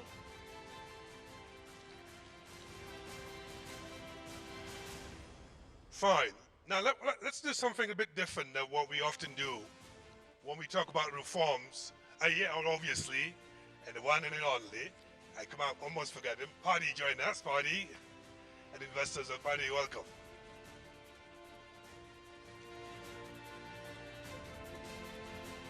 So we're going to do actually something a bit different. Because oftentimes when we talk about reforms, you start with governments and ask them to list the reforms they've done or they're about to do, and the conversation ends there. We're going to do something different by starting with the private sector, who's already investing in the sector across Africa, have been frustrated with reforms, have been frustrated with the pace, and to hear from you directly the investment you've done on the continent to reflect on the reforms in terms of speed. So Patty, I'd like to start with you. I know you're investing billions in the continent. So talk to us about your experience dealing with reform in the sector across the continent. Patty. Here, honored guests, ladies and gentlemen.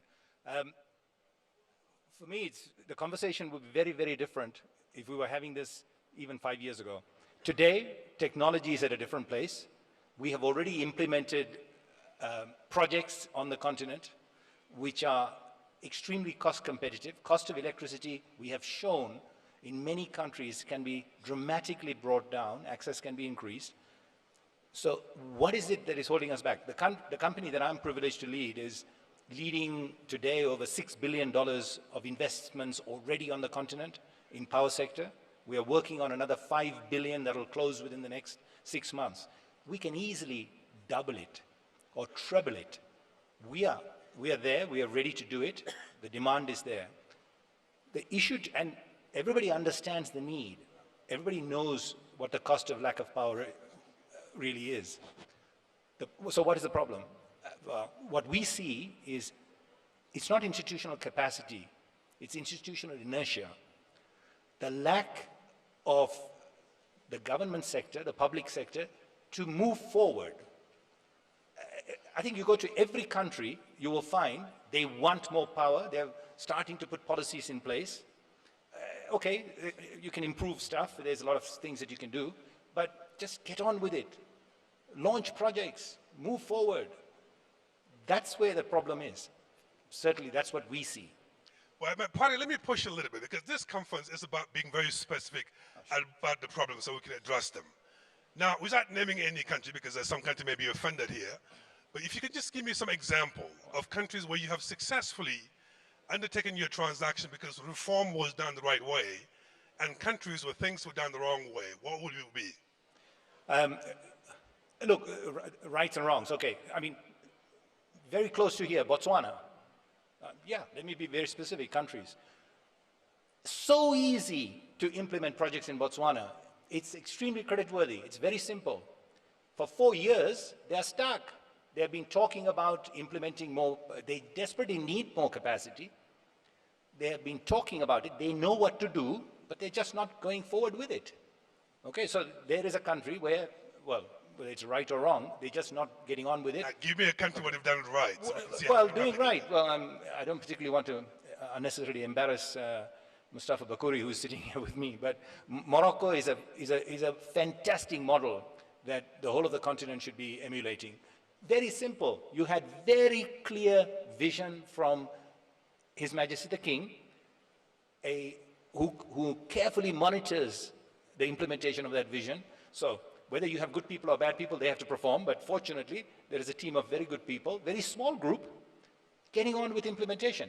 Look at how much they have achieved just in the last 5 years. Right. So your concern is really the pace of institutional reforms. Now, Tas, let me come to you, because you're obviously investing in the sector as well, have some great stories to tell about reforms. Talk us through your experience about the pace of reforms so we can see your own experience as well as an investor. Thank you, and hi everyone, very pleased to be here. Look, Sheikh, I mean, reforms are taking place at a different pace than anywhere else in the world. But I think as investors, we have to look at from different perspective. Of course, everybody will be coming after the reforms, and what we're gonna do until those reforms are taking place. I think we have to focus on that one as well, because earlier you mentioned that how quickly we can go. So while we are waiting for those reforms are happening, and some countries are taking the lead there, some countries are much more slower, what we could do, what the private sector expects from the government. First of all, we expect stability. We don't want to have surprises. I mean, even during the environment, in the absence of the reforms, we are ready to work, but we do not want to meet with the surprises. And secondly, we are looking for transparency.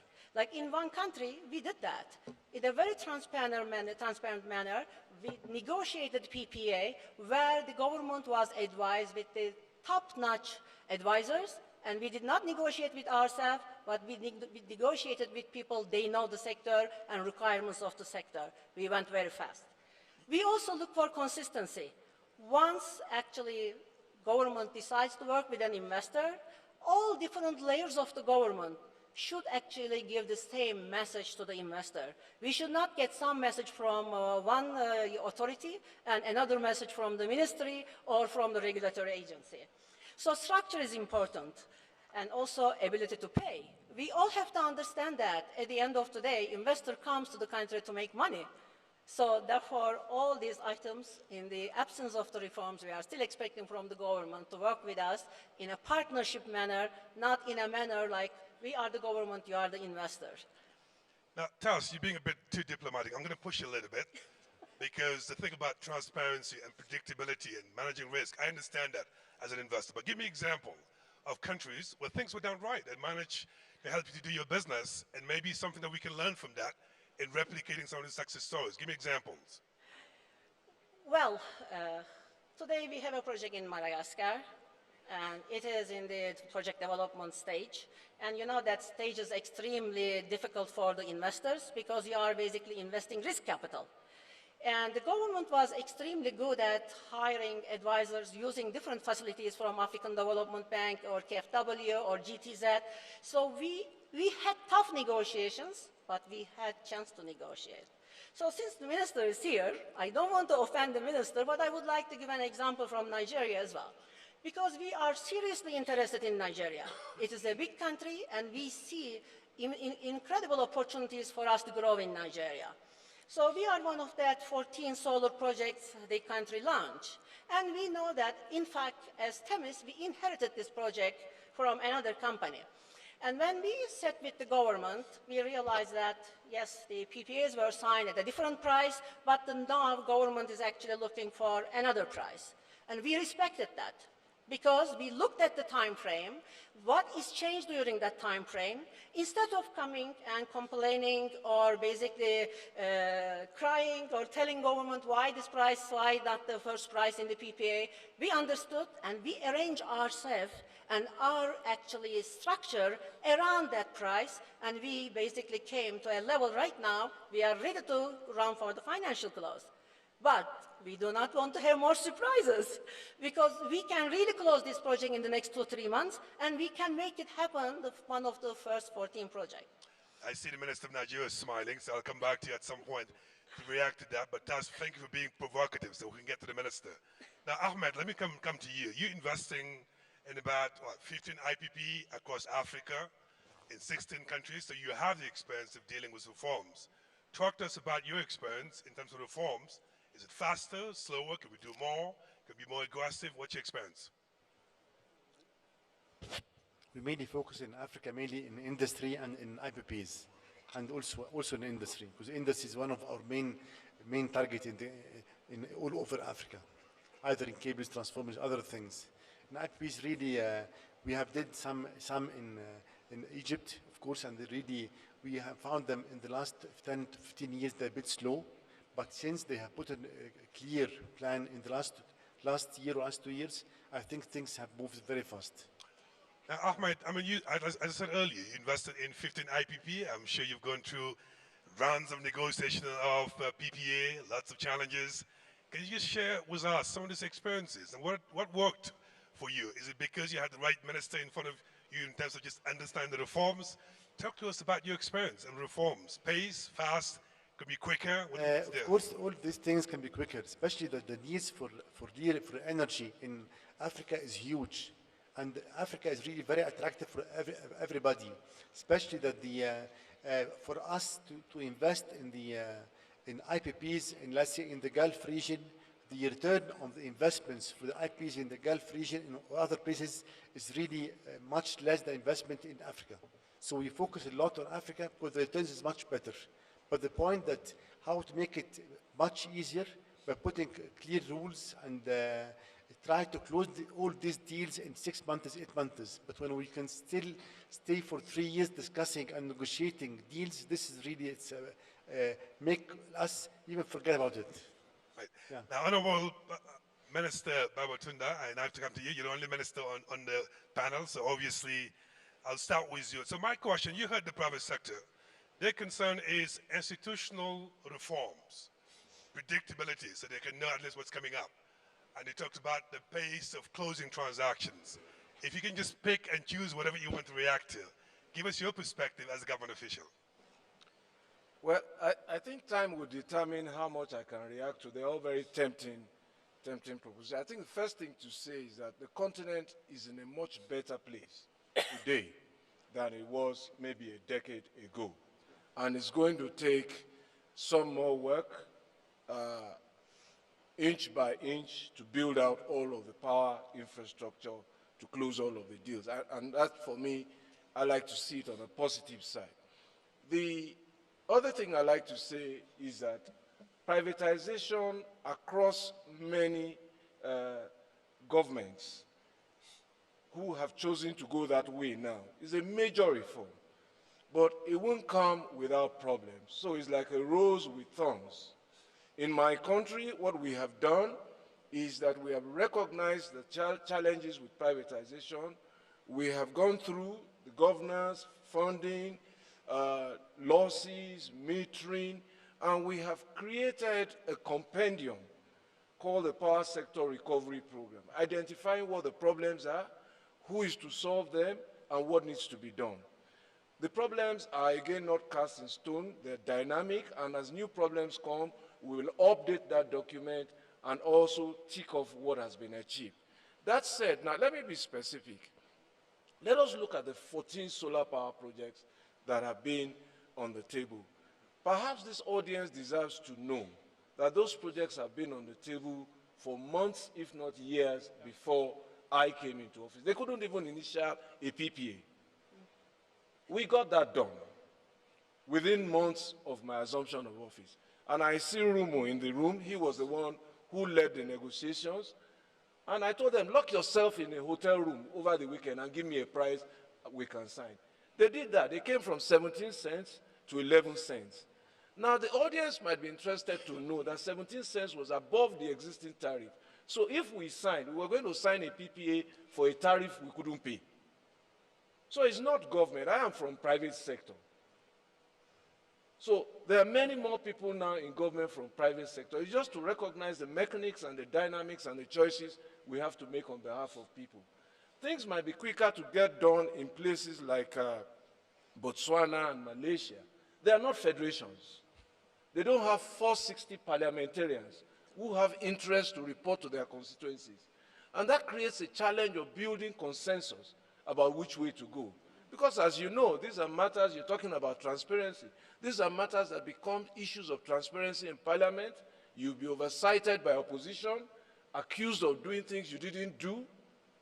So these are the real challenges, and I think investors and businessmen must recognize that the diversity of the continent, the diversity of the nature of government, require them also to have an understanding of the local legislation, the mechanics of decision-making from country to country. It won't be a one-size-fits-all. I think the other point to make also is that there are no surprises here. We negotiated a PPA at 11 cents. We initialed one at 11 cents. Now, the promoters and the developers wanted a security document, a partial risk guarantee from the World Bank. My ministry doesn't issue that document. It's the Ministry of Finance who negotiates that with the World Bank. The World Bank said, look, the prices of solar products are coming down across the world. We won't do 11 cents. If you want this instrument, lower the price to 7 cents. So it wasn't a case of anybody changing anything. The price of the instrument you wanted, you insisted on, came at a cost. And that required that you had to either accept that cost or take the Naira guarantee. We offered you a Naira guarantee at 11 cents. You refused to take it. So it's not government, really. These are the dynamics. This is what you want. We put an alternative and you didn't take it. So maybe I'll pause there and then I'll come back. Right. Now, Honorable Minister, you mentioned another player who is not here on stage, but equally important is Minister of Finance, because ultimately every reform costs money. And maybe you can just talk to us a little bit the dynamic in working with the Minister of Finance of your country in undertaking some of the reforms you just talked about. It's a very important part across Africa whereby Minister of Finance are often not brought to the table to have this kind of conversation, yet they're a very important player. Well, it was open to the minister to even say, look, we can't do this transaction. So the decision and the agreement to do it is indicative of the collaboration we have across departments to get it done. But if that is the instrument she gets on the market, that's what she can offer. And I think that is important to also make the point that 3 years ago, the problem we had was how to provide enough generation. We have a new problem today, how to distribute what we are generating. So the market is that dynamic. So, and my biggest message to investors today is that mini grids, which we are championing, are the quickest way to help us bridge the access gap. That is the place where you can make your quickest investments. The head of our regulatory agency is here in front, is listening to me, and his agency is already responding to support mini grids while we build out the existing grid and correct its challenges and its deficiencies. Again, I will take a break here. Lovely, thank you. Now, let me come over to Power Africa and the African Development Bank, because ultimately, all this has to be pulled together into a marketplace where the developers, the investors, the government can work together. And even more, both of you are involved in supporting reforms, providing technical assistance and so on. So Andrew, let me start with you. Power Africa, looking at Africa as a whole. First of all, reflect on reforms. Where do you see the state of reform? Before I come back with a second question about what are we going to do about it? Sure, so let me start by saying I think this is the best panel I've ever sat on because we're talking about real issues. And I want to thank Amadou and the African Development Bank for organizing this, but I feel like we're sitting around the kitchen table having a real conversation and a real debate about issues that I actually agree with Minister Fashola on, and I do praise you for having the courage to come up here and have this conversation because it's an important one. I also see the view of the private sector. Predictability is the key issue that really needs to be addressed in all the markets. And we look at the pricing, specifically even in Nigeria, on the solar deals, or the 14 solar IPPs that have been really delayed for the last several years. Obviously, the price of solar has come down. But one of the things that influenced that decision to sort of try to renegotiate is the falling solar prices that we saw happen really in response to scaling solar that the World Bank moved forward and we've supported with Power Africa. It's done a tremendous amount to encourage competition. But everyone has to take a step back and look at that process and what happened. Why did you get such inexpensive solar in Senegal recently on the bid and in Zambia? Senegal went forward and did a few negotiated solar deals. They might not have been the best price deals, but they got experience. They told the market that this is a good place to invest. So when it became time for the competition to actually happen in the competitive procurement, the trillions of dollars that are available worldwide for investment in the sector were attracted to this project, to this bidding process. And that's why you got that inexpensive capital. But until a country actually gets a deal across the finish line, it's completely unpredictable. And if you think about some of the private equity firms and the other sources of capital that have access to some of the least expensive capital, there are a lot of other markets where they can invest, and it requires someone really courageous to explain to their board why they should invest in a market that has no proven track record. So you need to get that proven track record, and then the inexpensive capital will flow in. And so I really do see both sides to this equation. Power Africa's role is to try to help the governments and provide transaction advice on both sides, but really you've got to simultaneously get a few deals across the finish line and simultaneously move towards competitive procurement. And then you'll have the long-term sustainability that you need. Now, Andrew, let me come back to you because the purpose of this conversation is to really boost private sector investment in the energy sector so we can actually have access across the continent, specifically Power Africa.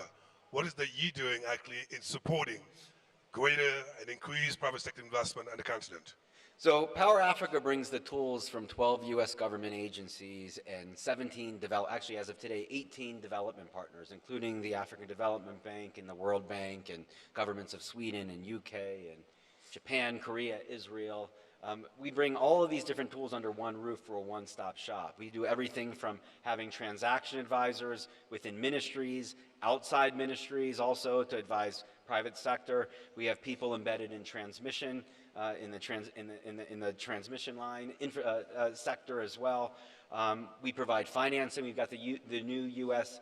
Development Bank. We've got the Millennium Challenge Corporation, which has given about $1.3 billion in grants. That's grants, not financing, not new sovereign debt that's going to saddle countries with problems. This is real money that goes in there for some of the infrastructure.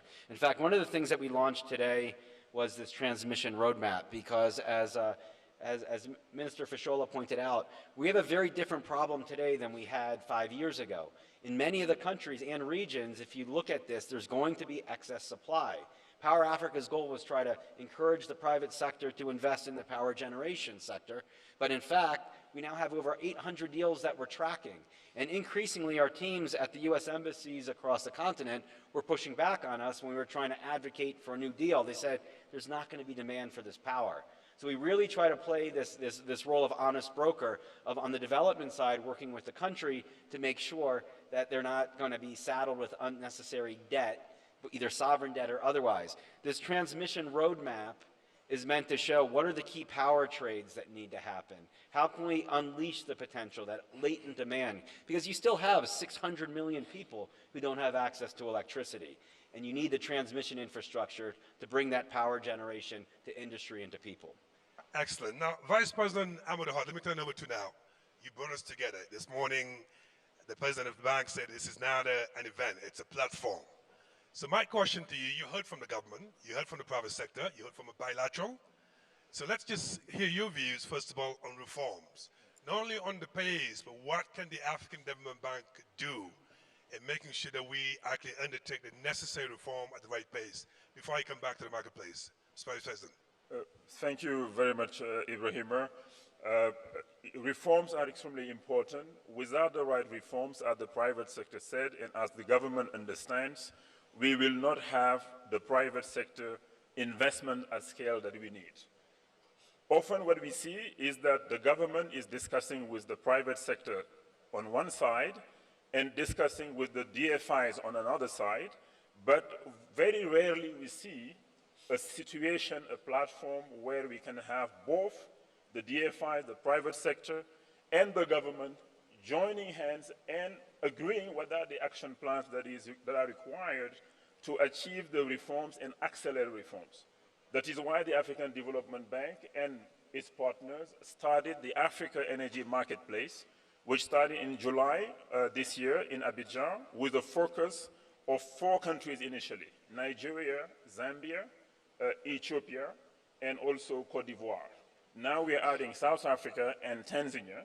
We agreed in July an action plan for each of those countries, and some of the countries have been implementing and have achieved tangible results on their action plans, including Nigeria on the mini-grid side, and of course Ethiopia as well on voting and approving an adjustment on tariffs to make the utilities more bankable, and that adjustment will be effective from next year. Of course, Cote d'Ivoire also made progress, and Zambia made progress, and this afternoon and over the next 2 days, we'll have more discussions around the action plan to agree what are the next steps and how fast we can implement. Now, Amadou, let's talk about the marketplace. What's your approach? Are you going to just put everybody in one room, lock them in, lose the key until they have a deal? How are you going to do that in making sure these guys actually will work together and get the deals done? I was hoping that there was going to be a deal today with Taz and the minister. Actually, we lock them in the room, but we cannot dare to throw the key because the governments are also our shareholders. Oh, okay. So we have to be careful there. Anyway. Well, why don't you just give me the key? I'll hold it and we can get a deal. Absolutely. I think these days we don't have to put that much pressure, I think, on them because the governments themselves are very conscious about what needs to be done and want to move faster because they want to provide power to the people because also they want to stay in power. Yes. If you do not provide power, you lose the election these days, right? Yes. So this is a strong incentive for governments to do the right things, and we see more and more governments doing the right things, and we want to see more in countries, of course, like South Africa. A lot of things have been happening with ESCOM, a lot of reforms. We are very pleased with the reform that ESCOM and the government and the new president have been undertaking. But in other countries, we need actually better solutions. I'm not going to name the names because of my position, but we understand some countries need to do much more. I like that. There's no power without power. Is that what you're saying? Exactly. Great, Ahmed. Now let's just finish then with a great success story. And that's why I wanted to finish by my brother here, Mustafa Bakouri. Je vais lui poser la question en français. So if you can just switch to your headset so I can ask the question in French. All right. Okay, so Mustafa, ma question à vous, c'est que le Maroc, précisément Mazen que vous dirigez, est considéré comme un grand succès. Et ma question est de savoir en termes de réformes qui ont été prises dans votre pays, comment ça a aidé à ce que Mazen est devenu le succès dont on parle partout comme étant un succès à répliquer partout en Afrique. Mustafa. Bien, d'abord, je dois dire combien je me réjouis d'être ici et de parler de manière très concrète. Et tous les intervenants qui m'ont précédé, finalement, ont abordé les aspects très concrets de cette problématique d'énergie. Je voudrais commencer par dire, nous en parlons de cette manière parce que l'énergie se trouve au carrefour du développement. Tous nos débats et toutes nos discussions sur le développement seraient relatives si sur l'énergie nous n'avancions pas. L'autre chose qu'il faut savoir sur l'énergie, c'est que c'est assez complexe. Assez complexe quand nous avons l'ambition de le faire à une échelle nationale, voire régionale ou continentale. Pourquoi complexe? Parce que d'abord, c'est des investissements qui demandent du temps, c'est des investissements qui demandent beaucoup de financement, c'est des investissements qui mobilisent beaucoup de parties prenantes. Il y a des autorités, il y a des acteurs de régulation, il y a le secteur privé, il y a les bailleurs de fonds, il y a les clients eux-mêmes. Donc tout ceci, il faut arriver à les mobiliser dans le cadre de projets de long terme. Je crois que s'il faut parler de l'expérience marocaine et de l'expérience de Mazen, ce qui était important que nous avons fait, qui a contribué à ce succès, c'est en termes de démarche. Nous avons anticipé cette complexité et d'abord cherché à fédérer tous les acteurs autour d'une vision. D'abord, et je crois que c'est la première fois que nous le faisions depuis l'indépendance du pays. Jusqu'à 2009, on ne faisait que courir derrière notre besoin énergétique. On essayait de rattraper le retard. À partir de 2009, nous avons cherché à nous projeter vers l'avenir et à dire demain, c'est quoi nos besoins. Les chiffrer, ensuite les planifier, ensuite voir qu'est-ce qu'il faut faire comme ajustement de notre cadre institutionnel, de notre cadre opérationnel. Et c'est ce qui se traduit par notre stratégie. Et une stratégie qui se respecte doit avoir des objectifs. Nous nous sommes donc fixés des objectifs à 2020. Ensuite, 2020, nous ne sommes pas très loin. Nous avons des assurances comme quoi nous allons atteindre nos objectifs. Nous avons fixé des objectifs à 2030. Parce que ça se prépare maintenant.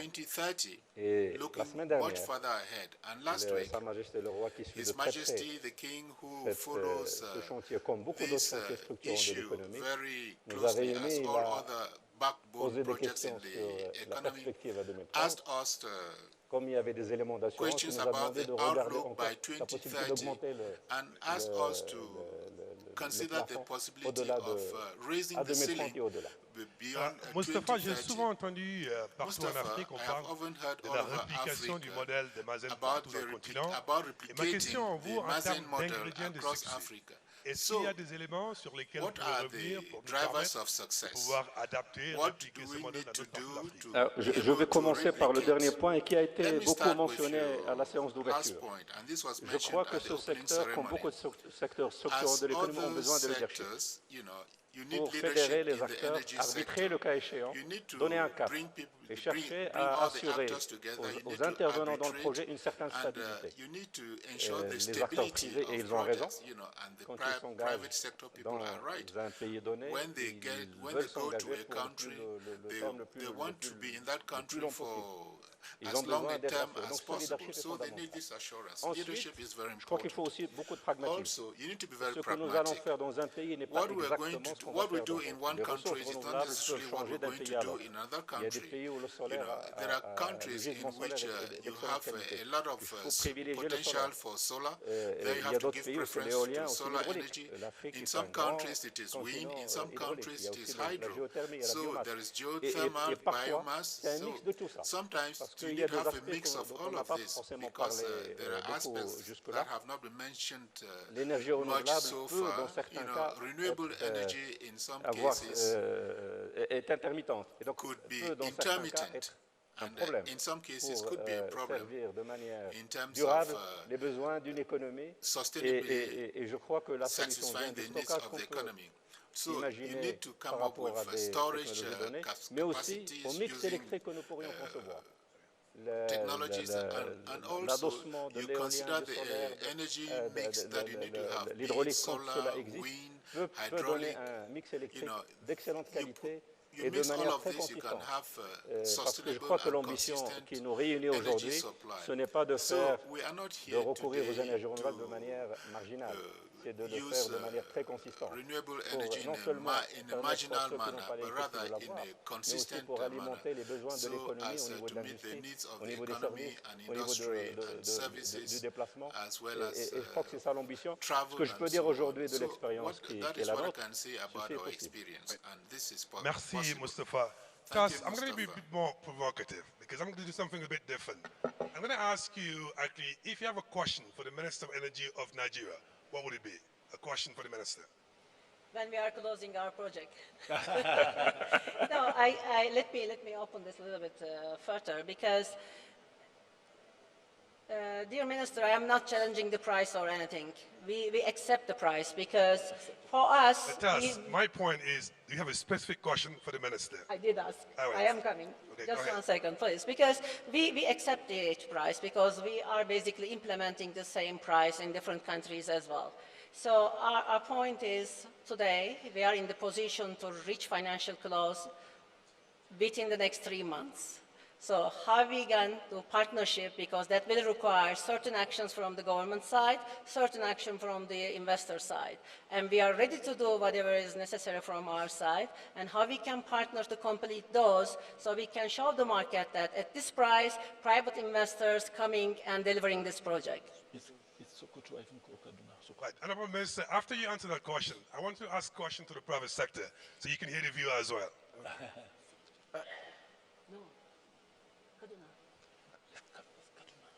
Okay. I think that the projects have moved on after the initial headwinds. All I can offer you here is that I will give as much time as you need, and as much support as I can muster within the realm of my remit of my office to ensure that we make progress. We want the power as much as you want the business. And the head of the regulatory agency is right here sitting there. So, and so are heads of departments here. The head of the business department is somewhere in the corner there. So all our people are here.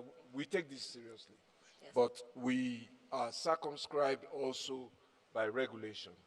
That said, let me see that most of the power projects that are being offered to us today are offered on the basis that government will be the guaranteed off-taker.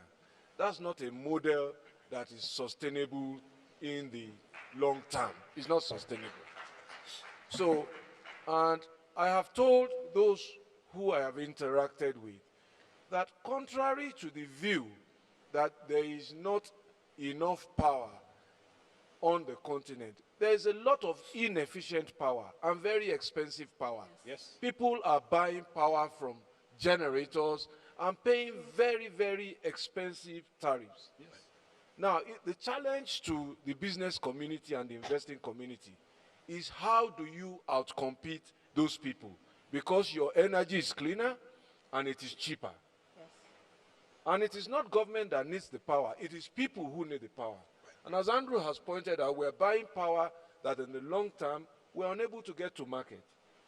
So instead of 100 megawatt of solar, are we looking at 25 megawatts targeted to the communities, instead of spending a lot of money building out long transmission lines that add to the cost of delivering the power? And that is why we think that mini-grids are some of the tools and vehicles to quickly get this business done. So our regulator is focused on licensing mini-grids for generation and for distribution. And we have an agency who has collected data of communities, the Rural Electrification Agency. They're the focal point by presidential directive for delivering mini-grids and for renewables. So we're ready to do this business, but you need to stand back and look at your business model. This is not a bulk trade only business now. You must be ready, in my view, to get your feet wet and to get your hands dirty at the final market end. Right, now, Honorable Minister, this is now your time to ask a question to the private sector. Honorable Minister, if you turn over to Paddy, investor, want to come to your country, what question would you ask him? Well, I know I put you on the spot, but that's the whole part about AEF. Well, I try to stay independent and neutral, so I don't focus on what each investor wants to do, but instead of a question, is to say advisory, again, understand the market, understand the mechanics of governance, and use people who know the law. Hire hire lawyers. They will make the job easier for you. There are a lot of people we see who, by the time I look at their documents, I see clearly they are not sufficiently acquainted with the regulatory framework. So this would help us close real deals. We see many deals that are not going anywhere, and we see quite a few deals that are going somewhere, and we're ready to push those deals forward. Yeah, Paddy, let's turn that into a question. When do you react to what the minister said? Yeah, look, I heard what the minister said, and he's absolutely right. I think as time goes by, the model has to change. But let's start off with why do we have an IPP model? Because that was the only model that was available to serve the sector as it is structured throughout these countries. Every government has got state-owned utilities that monopolize and perform miserable service, and they are stuck with it. They don't know how to liberalize it. So the market is not liberal. If a country is ready to open the market and say, come, invest, serve me, I license you, no problem. You will find private sector responding. Private sector tends to be, I'm very sorry, efficient at most things it does, including, of course, abusing the rules. Let's be very clear. So you need to make sure that you put the governance right and the rules and regulations right. But once you have done that, private sector will efficiently deal with it. We can deliver energy across the continent at less than 5 cents pretty much anywhere today, as an average number. Across the continent, if you're honest to yourselves, you're all paying over 20 cents on average. Shocking difference. The problem is not the private sector. The problem is not the lack of money. The problem is the institutional structures that you are stuck with. The policy framework that you are not able to open up. Now, Andrew, I was going to jump in, so I'm glad you're calling on me. I jump for a second? If you have a question for anybody, I go to the minister to react. Go ahead. So Power Africa was designed as this model. So for years, USAID, World Bank, others, we go into countries and we say, these are all the things that you need to do to reform the sector. And if you do that, then the private sector will come in and all your problems will be solved. We've taken a completely different approach. We've taken the approach of, all right, here are the deals. We have 150 private sector partners, and we're looking to you and the government to tell us what are the real obstacles to these deals? Because you can't fix everything, but what is it that needs to be fixed for this particular deal to move forward so that the next deal won't face that issue? And eventually you'll fix all the other things. You just kind of blow through it. And it's been tremendously successful, but we continue to need the input from the private sector. Utilities are, I think we all agree, is one of the biggest issues. I think the World Bank did a study recently that said on the continent of the 37 utilities, only 2 of them are solvent. So we're all committed to now that issue. And we're sitting down, transmission, utility management, the distribution companies. I mean, there's so many different pieces of the sector that are broken. I think we all agree that the private sector can fund power generation. We all agree that the days of someone coming in and dropping, proposed PPA for 25, 30 cents a kilowatt hour are over. If anyone comes to any ministry on the continent and proposes anything over 10 cents, if the ministry signs it right away, they've got some serious issues. They're not reading the paper. They don't know what's going on in the market. So I think we collectively have done a lot in the last 5 years to bring down the cost of power. But now we need to focus on the things that don't grab headlines. It's great for us to announce we're going to do 30,000 megawatts, 300 megawatts. We're going to do all these things. There's going to, if Power Africa does not achieve 30,000 megawatts, but everybody has access to electricity, that's okay. It's okay. We just need to make sure that people have access to electricity that they can pay for and that governments don't go bankrupt because they're bankrolling deals that don't make sense. But we need you all to tell us, and we're doing this. This is why we have teams of advisors. Tell us, tell the bank, tell the African Development Bank, what is the role of the development community to make sure that we're doing the capacity building? Excellent. Now, Honourable Minister, I know that when Paddy was talking about the cost of electricity, you wanted to react. It's your turn. Yes, I just wanted to make one intervention and perhaps enlarge the case for reviewing the model. We have state governments, subnational governments, entering into power transactions with investors to supply them a certain amount of energy. But then the model is such that they want the energy put on the grid, which they don't control. And then they want the financial security provided by the federal government that doesn't want the power. How's that going to work? Now, I say that as a state governor, I transacted 6 independent power plants, and it had nothing to do with the federal government. I secured those power plants on the back of my monthly revenues from federal government. If I default, deduct and pay them. That's a model to look at. And I used the power locally. I didn't put it on the grid. And that was a much more tough and difficult era than what you have now, where everything is open, you can come in and play. Secondly, and most importantly, those of us who moved from the private sector to government are not necessarily the smartest. So we don't have all the solutions. We're just the ones who got picked or who found our way and decided to take the burden of everybody. So in response to your position that we should bring up reforms that open the market, I couldn't possibly decipher and unravel what happens in everybody's business.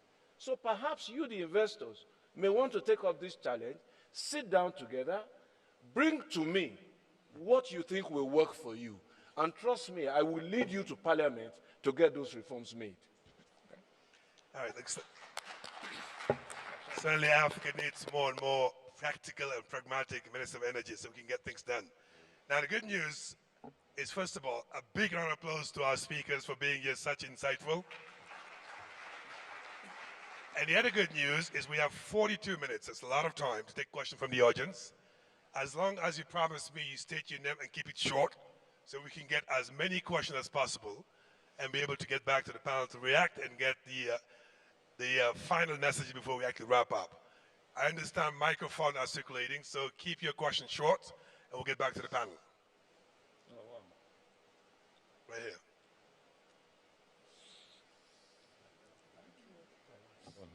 Thank you. My name is Linda Davis. On?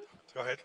My name is Linda Davis from Kenya. Thank you so much for an exciting conversation. My question takes into consideration the household level. So it's all well and good that we are installing all this capacity, gigawatts and megawatts all over. Can you get your microphone closer? We can't hear you. Closer to my mouth, is that better? Well, there you go. So my question takes into consideration the household level. So I've heard a lot of discussions around we're going to install all this capacity, but it doesn't do any difference if it doesn't impact the household and the community. So I'm glad to hear all these discussions about affordability, because if you are going to deliver electricity at an unaffordable level, it's not going to impact the community. So I really want to hear a little bit more discussion around that, because I like the number that Mr. Pat Manthan said. 5 cents is really what we're looking at to transform communities to productive use of this particular electricity beyond charging phones and just lighting. I didn't hear any discussion about cooking.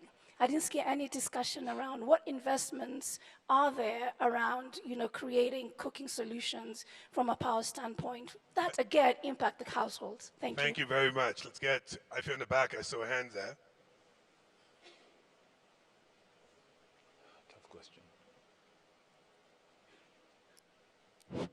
Hi, my name is Ahmed Heikel. I'm the chairman of Qal'a Holdings, a company that invests in infrastructure in Africa. I liked very much what the minister said regarding this unsustainability of this model.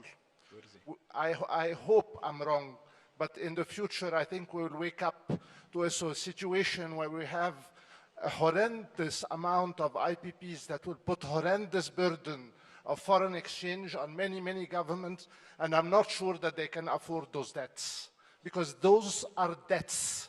They are not investment. They are investments, but they have to be looked at as debts. Thank you. I think in front here, there's a hand here. There may be more microphones so we can get very quickly. You think that you were buying the oil for nothing? You were buying the gas for nothing? Right here.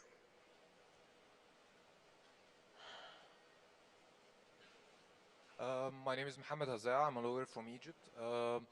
We've helped on... you get the microphone closer. Yeah, that's it. Okay. And my question is basically on what about the regulatory reform that everyone has been talking about, and it has been very evident that we need that sort of dialogue between investors and between the government in order to, and sense of partnership to reach something in the middle ground and that works for both parties. However, as for Egypt, and what happened is that when, for example, the feed-in tariff program started, we had the investors front was very fragmented because we had a lot of investors. Many of them had different approaches. Many of them had different points of view.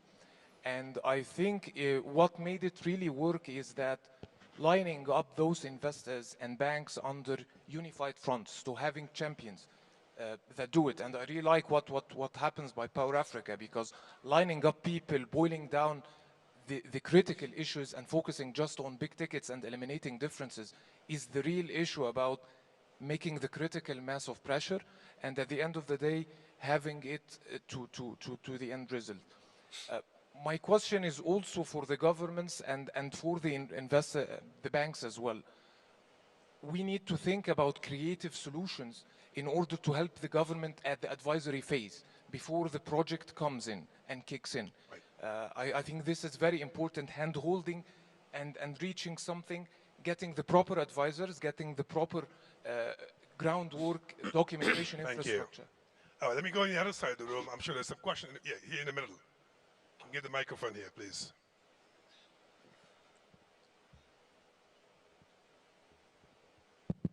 Yeah, thank you. My name is Boma Donatus from Cameroon. Just following up on what the lady said, I would like some thought on biofuel, biodiesel, or bioenergy as a whole. Most African countries have, and mine is not different. We have a lot of dirt around. We have a lot of waste, household dirt. And we know that this can be converted in one way or the other into energy. We have these traditional African markets where, a lot of dirt is being generated. And some of this dirt in these markets can even be used, just to give energy, that can run the market, or that can permit just the local people in the market, to be self-sufficient. Excellent. Why are we looking for some of these things, some of these big things, and I'm coming back to what the lady was saying. These are things, how can we use our household dirt, to provide energy for the small household users? Thank you. So that we start solving our problems from a very small way before looking at those big perspectives of how we need this energy to industrialize. Let's convert our dirt into energy. I think it's fundamental. All right, so we'll get the question on the left side here so we can be even and equal to all sides. Go ahead, ma'am. Good afternoon. My name is Dola Pokukoyi. I'm a lawyer from Nigeria, Detail Commercial Solicitors. I have a question for the minister and then anybody else who on the panel, would like to add to this. I totally hear the minister on, the issues around off-grid and looking at the model or reassessing the model. But if I use Nigeria as an example, we have a big elephant in the room, which is that our on-grid system doesn't work. Our market is broken. Yeah. So even if we're talking about off-grid, we also have the issue around industrialization. Everything can't work on off-grid. I'm a big advocate for off-grid, but we still can't do away with our on-grid. What do we do about that when we are reassessing this? Do we totally throw it out, And we have utilities, as has been said, that are insolvent. The sooner that we take care of that issue, maybe there will be less pressure on the utilities, because when they become solvent or when they become more viable, they can put their attention somewhere else, and we can then build our off-grid. So I think my question and contribution is, how do we look at everything holistically? One of the reasons why we are not moving forward is I don't think we're looking at things holistically. All right, let's see if you remember actually all the questions. Question number one was about affordability. We haven't talked about affordability for household. Question number two, we have not talked about biomass, biofuel, with respect to cooking. And then question number three is about sustainability of these investments. So if you can come back to the issue about sustainability. Question number 4, we have not talked about regulatory reform, so what are we going to do about that? And question number 5, it's about in the early stage of this transaction, how do we actually provide advisory and support to government so they can get right? And last question, how do we approach it from a holistic manner, not just looking at off-grid and on-grid, but looking all together? So I think we remember all the questions. So Vice President Hart, let me turn over to you because there are a few questions that the bank could address, and before I turn over to the Minister and the rest. Go ahead. Thank you very much. Affordability is extremely important. We always say that we need cost-reflected tariffs. However, that cost must be the least cost possible. Yes. It wouldn't be fair to pass expensive cost to the users. That's why actually when the governments actually are trying to procure, let's say IPPs, we want to have a transparent IPP procurement process where you have an integrated energy, let's say, plan that takes into account the long-term needs of the country, right? But in the same time also, you need to have, with the utilities, the right governance, because some of the utilities are not run efficiently, because often you have lack of skills, but also you have a lot of losses that can be avoided. And the bank actually has a utilities transformation program headed by one of our directors to support utilities to transform and become more bankable. And affordability is crucial, and to get that, the investors also need actually to be reasonable also on their returns. Today, most of the cost on the tariff side is driven by the cost of capital. So you have the cost of equity and the cost of debt. We see still investors that want to have IRRs of about 15, 17, 18%, and I think, frankly, those days are gone, really.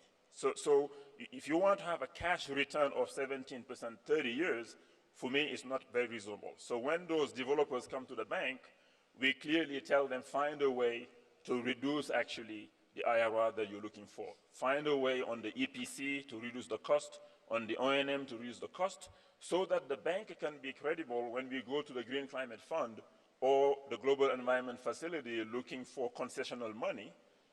They look at what are the returns that the investor also is making. If those returns are not reasonable, we won't be able to get the concession money that we need. And then lastly, an integrated plan where you have both off-grid, on-grid, mini-grid, all the technologies is actually the right way to go. You cannot just look at this in silos. You cannot also look at mini-grids and off-grids just as a situation which is temporary. That can be a permanent situation. You can have a mini-grid scenario in some villages, on some regions, on some states, where it's permanent. There is no need for the grid maybe to ever go there. So I think that has to be taken into account. The cost of providing power through the grid, including all the subsidies that the government is providing, including all the cheap money on the transmission. You have to add it up and compare it to the cost for off-grid and mini-grid. All right, now, Ahmed, let me come to you because I understand you're investing in about 15 IPP in different countries. Do you worry about this question about affordability, even though I'm sure you're looking at profit and making some money, but talk to us about your take on affordability as an investor. From the point of the affordability, the customers themselves. Right. Now we are looking in Africa. Get closer to the microphone. We can't hear you, yes. Ahmed. Now we are looking in Africa mainly on the two things about the mini grid and also on the household.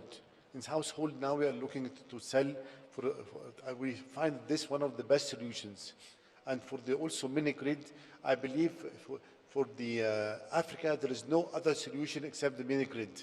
No other solution. Because now to do this transmission lines and connect Africa with this, there is no concentration of consumption that you can find all over. So the only way is the mini grid. So I believe this is the only way. And as Paddy have said, we can reach 5 cents and 7 cents and 6 cents all over Africa. This can be done, yeah. Right, now before I go to Andrew and the rest of the private sector players there, let me turn over to the Minister. Honorable Minister, there's been a question about affordability. about looking at this from a holistic manner, on-grid and off-grid. Could you comment on that? Yes, thank you again. I think that Modo here has essentially addressed what I think should be street-level conversation for the ordinary citizens to understand how the cost of energy is composed. It is shrouded in a lot of technicality that we really need to break down so that people know that from raising capital, from building the plant, and that's why I think somebody spoke about the least cost option, to transmitting the power. So where you can avoid transmission, if you want to build a transmission line to a village of 42 kilometers or 50 kilometers, it's going to increase the cost. If you are going to deliver only 10 megawatts there, why don't you just take the plant there and embed it there? These are some of the cost-saving options that go into power planning. But more importantly, and in addition to what Amadou has said, what I want to add that question of affordability for power is not just its unit cost. It's also a function of how we, the end users, use power. Yes. Waste. Yes. And lack of conservation. So every time you boil a kettle 5 times a day, when you can use a flask, you are spending more money that you can avoid. So these are some of the behavioral issues and also how we build. So that is why we have adopted new building codes for our country so that you can use as much of the sunlight to illuminate your house during the day and also cool your house, the size of your windows and all of that, so that when you can afford to do so, use nature and it saves costs. In terms of the grid, we are not abandoning the grid. And some of the solutions we propose in the Power Sector Recovery Program address transmission issues. There's a 10-year transmission expansion plan. There's low-cost funding for transmission expansion. As I sit here, there are about 90 projects in transmission at different stages of completion. There's hardly a 60-day window within the country in the last 2 years where we are not completing one transmission project or its expansion. Almost within a 2 weeks ago, I think it was Damaturu, the other week it was Ijigbo. So these things are coming on, they're being built. But we have, and I think that is the best example, most of the case studies I have looked at in countries that have achieved what we want to achieve is a mixture of on-grid and off-grid. So while we're dealing with the problems on the grid, if it wasn't broken, it wouldn't have been privatized. So that was the starting point. Now the solutions are coming in. I think there was something about debt and all of that. I think the only thing I want to say about debt really is that, look, if it's debt for infrastructure, as far as I'm concerned, it's good debt. I think we must see governments different from companies. Right. And the profit of a government and a nation is the prosperity of its people, not how much money it has in a bank. So on this side, I think my outlook is different. If you can't find the money, just as I challenged people 2 days ago, they want roads, they want bridges, they don't want to borrow, and they don't want you to raise taxes. So how do you deliver?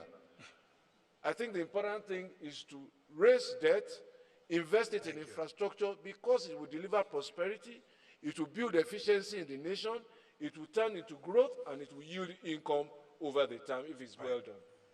Thank you. Now, Andrew, can you just build on what you just heard and react to some of the questions from the audience? So I'm going to address the cooking question, but not the way that you think I'm going to address that. Because even though Power Africa is an energy and electricity initiative, cooking is critical, and I'll get to that. So what are we seeing happening? We've learned a tremendous amount. Let me be very clear. Power Africa has beyond the grid 60 million connections. About half of the connections that we're going to get is off-grid. And in fact, even you look at to date, the 11 million connections that we've achieved, the vast majority have been in the off-grid space. But we've learned a lot about that, because at the end of the day, you cannot boil a pot of water with a 100-watt home solar system. You can't cook. That's not the solution. And I thought that maybe mini-grids were the solution, but when mini-grids are charging people 52 cents a kilowatt hour, $1 a kilowatt hour, they'll spend more money ironing or cooking for an hour than they will charging their cell phone and their light bulbs for an entire week. But here's the problem, okay? The utilities, the distribution companies, on top of the dire financial straits that they're in, they're facing other external threats beyond capacity and management. One, you've got increased energy efficiency. So even if you're selling people electricity, they're using less as they're using fewer light bulbs or more efficient appliances. So you're not selling as much. Two, you're losing some of your anchor tenants. When Aliko Dangote says that to be successful, as a manufacturer on Africa, you have to produce your own power. Is it easier for a distribution company to make money from selling power to one cement company or to 100,000 customers who might be lighting a few light bulbs? Okay? You want those anchor tenants. So they're losing their anchor tenants. It's becoming more efficient, and they're being asked at the same time to connect the poorest customers. I talked to a microgrid, person who managed a microgrid on one of the islands in Uganda, who told me he has 2,400 customers. He says, the problem is I connect people and they've got 4 light bulbs. He says, I can't make any money. So what do you learn? This is why I'm getting to the cooking piece. The solar home system companies have become tremendously successful. They're starting to turn a profit. But what are they doing? They're not selling electrons. They're not selling electricity. The distribution companies need to stop selling electricity. They need to start thinking about the services. An off-grid company is what they're selling is, I'm going to get you a television, I'm going to get you a clothing iron, I'm going to get you an electric razor, and you're going to pay X amount a month, and these are going to be the things that you have to live a modern energy services. Now to finish, because I know you're about to cut me off, how does cooking come into this? You need to connect and create the value chain where you link the value chain of LPG and gas for cooking to those solar home systems. So when you think about what a modern energy household looks like, it might not be connected to the grid or even a mini grid, but you might have that solar home system for your television and all these things, and you'll be cooking with LPG. Thank you. Now, Tas and Paddy, let me come over to you. 2 questions. The issue about affordability, on-grid, off-grid. What's your comment? Look, I think technology has given us fantastic range of solutions. So absolutely right. I cannot add much more to what has already been said. It's not one. You are going to need centrally generated power for industrial capacity. Thank you. You're going to need centrally generated power for industrial capacity, no question whatsoever, for urban conurbations. And you're going to have the most logical way across the rural sector is mini grids and rooftop solutions. Even in the urban areas, as we are now starting to find, you can peak shave and make the whole cost so much lower by putting solar panels and little batteries at the home level. So it is a blend of solutions, and as we start deploying more and more of them, technology will drive us towards much more valuable alternatives. So I think we are at a place where we are able to drive costs down and provide wider access and more reliability. The only piece I come back to is, I think regulators understanding the options available and starting to open up the markets in order to invite all these solutions to come in. Also, please understand one other important thing, and I heard the comment about IPPs stacking up government debt or government burden. Take your choice. It's very simple analysis. So you have a state utility that buys the power plant at some astronomical cost. Where does it get the money? The state borrowed it on a long-term, some kind of a long-term debt program. And then every month, they import fuel. You think the government is getting the fuel for free? No, it's paying for it. Where does it get the money? Not just from taxes, but from long-term debt. Right. So debt's getting piled up. Come to the IPP sector, provided you run a transparent competitive tender and make sure that you procure that electricity at the lowest possible cost. At that instance, you pay as you go, as the company is delivering electricity, and yes, you're going to incur, you have a liability that is sitting on your balance sheet, but the cost has been proven so many times, time and time again, is the lowest way to deliver infrastructure services. Morocco is a wonderful example. When they put more and more solar on the system, Morocco is a fuel importing country. What are they doing? Right, They're completely eliminating fuel imports for the next forever. Enormous benefit to the economy. Right. Thank you. Now, Tas, what's your reaction? Well, actually, I'm going to kind of echo what Patty said. We need all. We cannot really concentrate on only one. But as the IPPs, we should not be seen like we are coming to the countries only with one goal, which is making money. That's not correct. And we are there actually as part of the solution. And I was mentioning to one of the ministries only last week, we are the least cost solution in the system because we are about to put 550 megawatt open cycle gas power plant in one country at the price of 600 million. The cost is 600 million. And in the contrary, there are some power plants in some of the countries. They are working at the 20%, 30% capacity, and they are producing power at the 45 cents or 65 cents. And we did one project in Rwanda. Rwanda was importing HFO, 1,400 kilometers. Forget about the losses during the transportation. Our project, you can consider biomass. This was in our past life. We cannot do that anymore. It is a peak power plant. And we are saving government 70 million euro per year from importing HFO. So I think we have to be understood also as part of the solution. So today, we look at all the projects. When we are screening our projects, what is the cost of this project to the country, to the society? Because we want sustainable projects and we want to stay longer in the country. We don't want to be challenged after we start operating. This is why, actually, if you look at our Ivory Coast project, it's hydro. Yes, our tariff is a little bit higher in the early years because we are repaying the debt.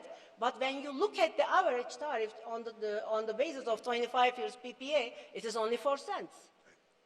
And reliable electricity. Thank you.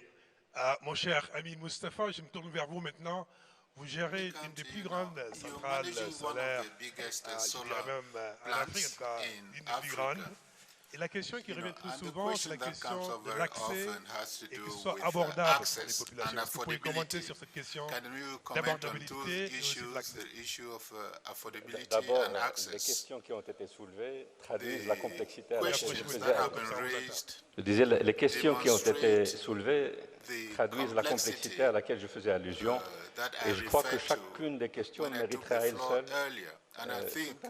une table ronde. Je vais repartir de la question des ménages parce qu'elle était au cœur de notre préoccupation au départ. Pour dire que s'il faut se poser la question des ménages, il faut d'abord se la poser de manière générale. Est-ce que dans un pays donné, généraliser l'accès à l'électricité peut se faire à des coûts abordables? Là, je crois que nous sommes dans le cadre d'une politique publique qu'il faut décliner pour, indépendamment de l'accès à l'énergie que nous pourrions développer. Pour ce qui concerne votre question, là tout de suite, au moment où nous avons décidé d'introduire les énergies renouvelables de manière importante, nous étions conscients, parce que c'était en 2010, que nous le faisions à un moment où, d'abord, nous l'avions fait parce que nous étions convaincus que nous rentrions dans une phase de réduction des coûts qui allait s'amplifier à partir de 2010. Pourquoi? Notre conviction était portée par d'abord ce que nous voyons comme dynamique internationale et surtout les budgets de recherche qui ont été alloués à ce secteur à travers le monde, et notamment au niveau des grands pays, les États-Unis, la Chine, l'Europe dans sa globalité, le Japon, et d'autres, sans oublier d'autres niveaux de pays. Pour nous, ces niveaux de recherche allaient se traduire par des innovations et contribuer. Nous nous sommes dit qu'il faut que nous soyons dans la dynamique. Deuxième conviction, c'est que ça doit passer par une phase de transition,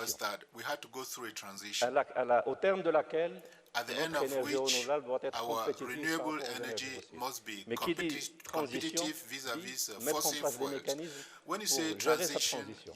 Parmi les mécanismes, un principe important, il ne fallait pas que le consommateur en subisse.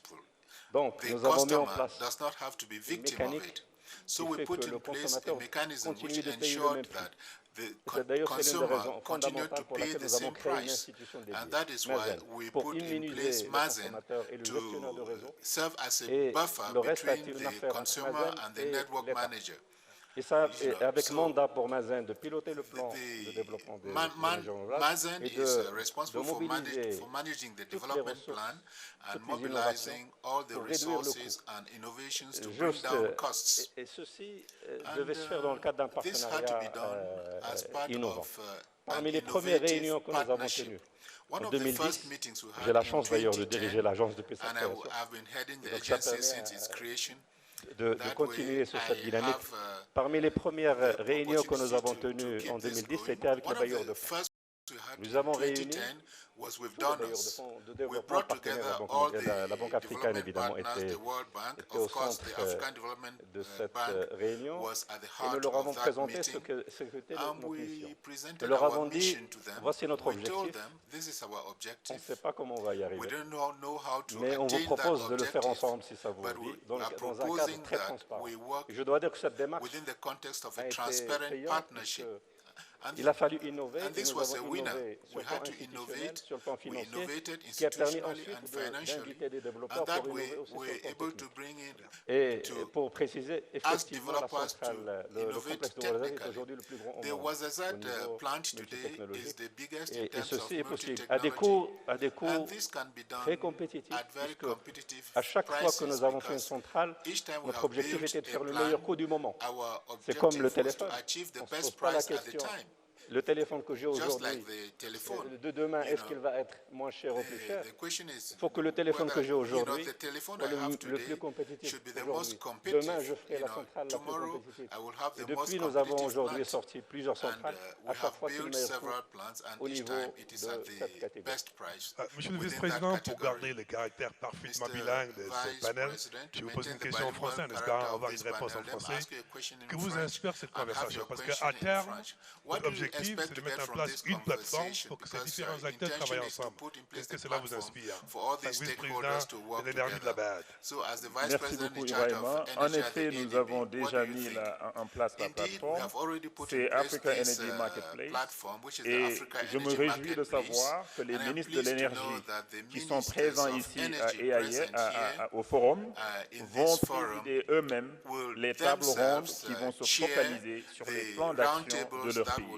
Le ministre Fashola lui-même, dans l'après-midi, il va être pendant 2 heures avec les investisseurs, avec les institutions de développement pour vraiment avancer sur le plan d'action. Je me réjouis également de savoir que cette plateforme est une plateforme aussi pour faire avancer les projets. Et je me réjouis de savoir que le ministre Fashola, après ce panel, va rencontrer TAL pour qu'on essaie de clore le deal solaire de Kaduna, par exemple. C'est du concret. Hier soir, nous avons signé également 2 lettres d'intention avec A Energy, donc qui a gagné la concession de la gestion de la société de distribution au Ghana, donc Ghana qui a fait des réformes extraordinaires. Et la BAD va diriger, va arranger le financement global de 800 millions de $, sous réserve bien sûr de l'approbation de notre conseil d'administration.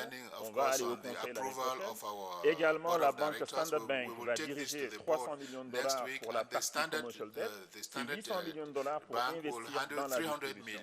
Je me réjouis également que ce matin, notre président a signé avec Mazen une lettre d'intention, donc pour essayer de répliquer un peu le modèle de Mazen dans certains pays d'Afrique qui auront choisi en fait de travailler donc avec Mazen et la BAD. Également, je me réjouis de savoir également que tous nos partenaires sont là, les partenaires quelque part au Africa, DBSA, donc la Banque de développement d'Afrique du Sud. Nous avons également nos amis de la BADEA, nous avons aussi nos amis de la Banque mondiale, de la ICT, de la DEI. Tous les bailleurs, en tout cas, sont là, nos amis de JICA, de DAID, tout le monde est là, EBRD, et tous, on travaille ensemble en mode de co-investissement. La BAD ne peut pas faire tout seul, mais la BAD peut utiliser sa crédibilité, sa relation spéciale avec les États pour développer des projets et amener tous les partenaires donc, autour de la BAD pour qu'on puisse financer tous ces projets, qu'ils soient off-grid, mini-grid ou bien on-grid. These are concrete action. We really talk about billions actually in terms of numbers. Hopefully by the 9 we'll get more billions into the private sector investment in the sector. Before I come back to you for the wrap up of the session, any burning question from the audience that we can take? Yeah, I see some burning questions there. On the back here. If you could just keep it short, gentlemen, so we can get back to our panel. Thank you. My name is Hamza Volta from Tanzania. My question is directed to the panel as a whole, but to the VP of the bank. I hear a lot about how we want to push private sector investment and that they're the ones who are going to drive the energy sector. My concern is the bank, as well as the other development partners, are also talking with the nation states and the national utilities who want to develop their projects. Now, how do you then come up and say we want to push private sector and the private sector development, or the private sector to push the energy sector, and yet you're still pushing or assisting the governments and the nation states and the utilities to develop power generating assets? I understand with regards to transmission and so on, please go ahead, because the private sector might not want to get involved in that sector. But with regards to the generation side, where private sector capital can come in and actually perform, as Paddy has said, perform better than utilities, how do we then, work that out? Thank you. Thank you. I think your next door neighbor has a question as well. There you go. Can you just keep it short so we can go back? We're running out of time here. Yeah, good afternoon, everyone. My name is Ifeanyi Orajaka from GVA Projects Nigeria, the leading mini-grid developers in Nigeria. So from the tone of the discussion, it's very obvious that there's a significant shift in focus from the big on-grid to the distributed energy services. But so far, aside the... So can we get to the question? We're running out of time. Yeah, okay, so my question goes to Paddy. What is stopping institutional investors like private equity firms and venture capitals from playing in the mini-grid space?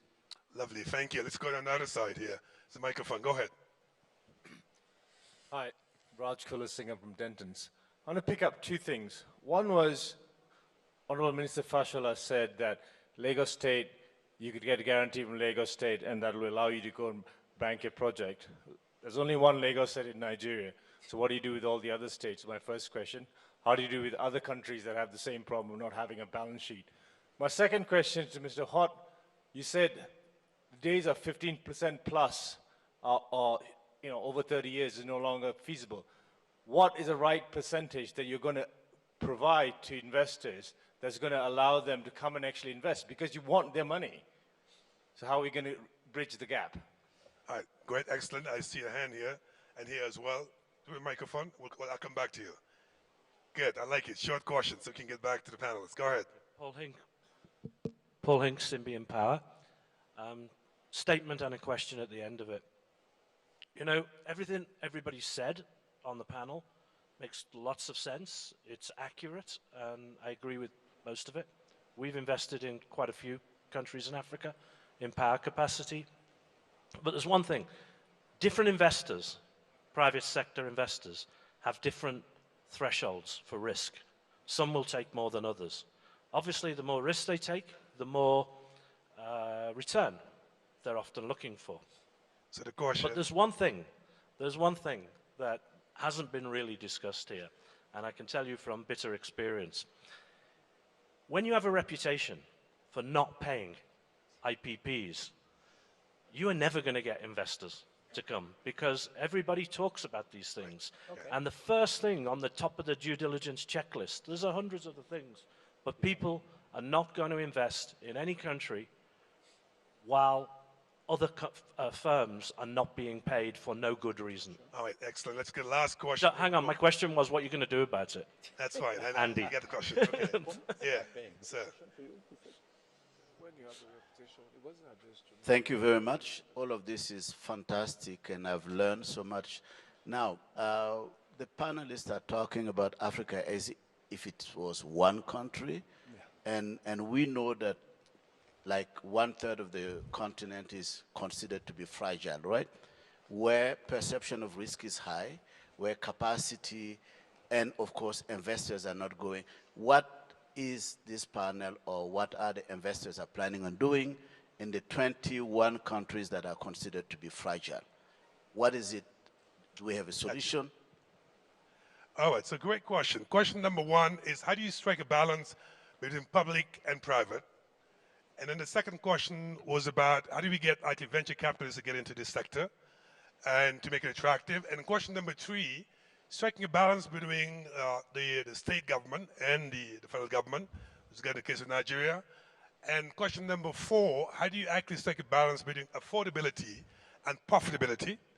And question number 5 is the question about how do you actually trust government that actually don't honor their obligation under the IPPs? And last but not least, Africa is 54 countries. There's some fragile countries. How do we get to those fragile countries? So, Honourable Minister, I almost want to start from you. Well, I'll deal with some of them, and I think the last one about Africa is quite interesting. And again, I think every country must move at its own pace, at its own ability. I think a question was thrown out earlier about how do you replicate Merzen around Africa. I think what you can replicate around Merzen, around Africa, is the planning and its efficiency and thinking ahead. That's what you can replicate. Because not many countries will have the kind of land that it requires to do that kind of development. And if you did, you'll be troubled about using it for power or using it for agriculture. So if you have water, for example, you may actually make your Merzen in terms of planning and prediction water-based or gas-based, depending on the resources that you have. The question about Lagos, I want to again reinforce the point. Every government, every subnational government in my country is entitled by the Constitution to a monthly share of our national income. It was that monthly share that I used as my guarantee. But that is only one guarantee. All of the subnational governments in my country, for example, get some form of loan or the other from multilateral agencies, World Bank, JICA, and all of that, ADB. So there's so many other ways. The point to make really is that it is less efficient for a state government to conceive of its own power plant and then in the same breath seek to dump it on the national transmission backbone and also ask the national government to guarantee it. And let me conclude on that point by saying that right out there, and I made this point earlier, right out there, there are people selling generators to these state governments. There's no fuel, it's just a machine. And they're using it to produce power without guarantees. So clearly, if you rethink through these models, there must be a case for beating that competition. Because the energy you are bringing doesn't only bring an equipment or require them to buy fuel, which is a lot of room for arbitrage and all of that. It's also cheaper and cleaner. So it is really how to outcompete the competition. All right, now since most of the question was directed to the minister, let's just wrap up because we don't have a lot of time left. And my question to each of you, and I hope we can do it in 30 seconds. Sure. If there's one takeaway message that you want us to get from this conversation, Andrew, what would it be? In 30 seconds. It's that we're not so far apart. I think we've learned a lot in the last 5 years. You no longer see these sweetheart deals that companies sort of trying to make these frontier and market investments where it's not an illegal deal, but it's a one-sided deal. We've done a tremendous amount working with the African Development Bank and their legal support facility to not just build capacity, but actually represent governments in negotiating the deals. There's a lot of information in the market. And Ahmed, in a few seconds, what will be your message, your key message and takeaway from this conversation? Really, we think there's a lot of investments can be done. I can't hear you. Can you get the microphone closer, please? We see that a lot of investments can be done in Africa for the next 10 years. Huge amount. Private sector really are willing very much to invest in energy. It's not a matter of money. Money is there. The financing is there. It's only the point is how the governments will support and will encourage private sector to make things easier for them to invest.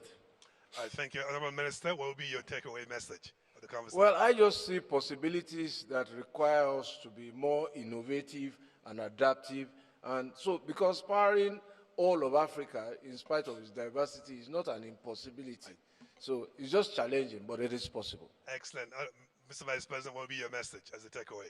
Just to encourage everybody to really go for the boardrooms. The ministers will be chairing their boardrooms for their own countries. Some of the boardrooms also presidents will attend tomorrow's boardrooms to really hear from the investors. So please, please go all to the boardrooms because it's where the deals will happen. Thank you. Excellent. Thank you. Mustafa, quel est le message de la fin pour vous?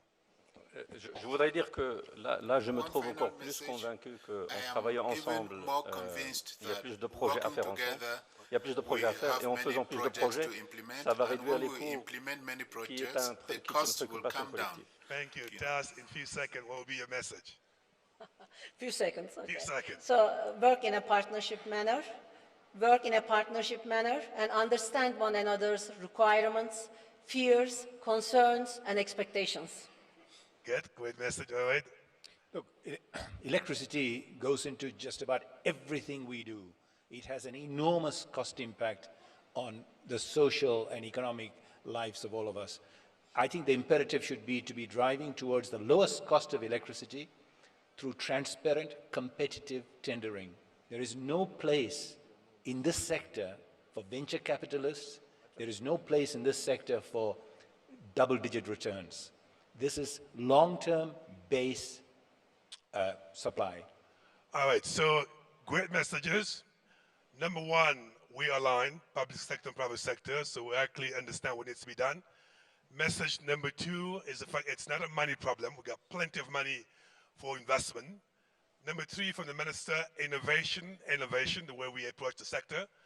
And number four, the vice president being very pragmatic, go to the boardroom so we can get them some deals done. And then message number four, let's work together.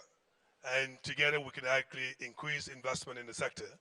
And obviously, a message from TAS about the importance of not only working together, but be able also to be transparent and put everything on the table as we work together so we can build a trusting relationship.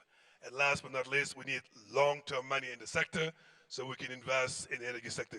Can you give a big round of applause to our speakers? Well done. Thank you very much. And that brings us to the end of our session. And I know I was standing between you on lunch, but bon appétit. Huh? Thank you. Thank you. Well done.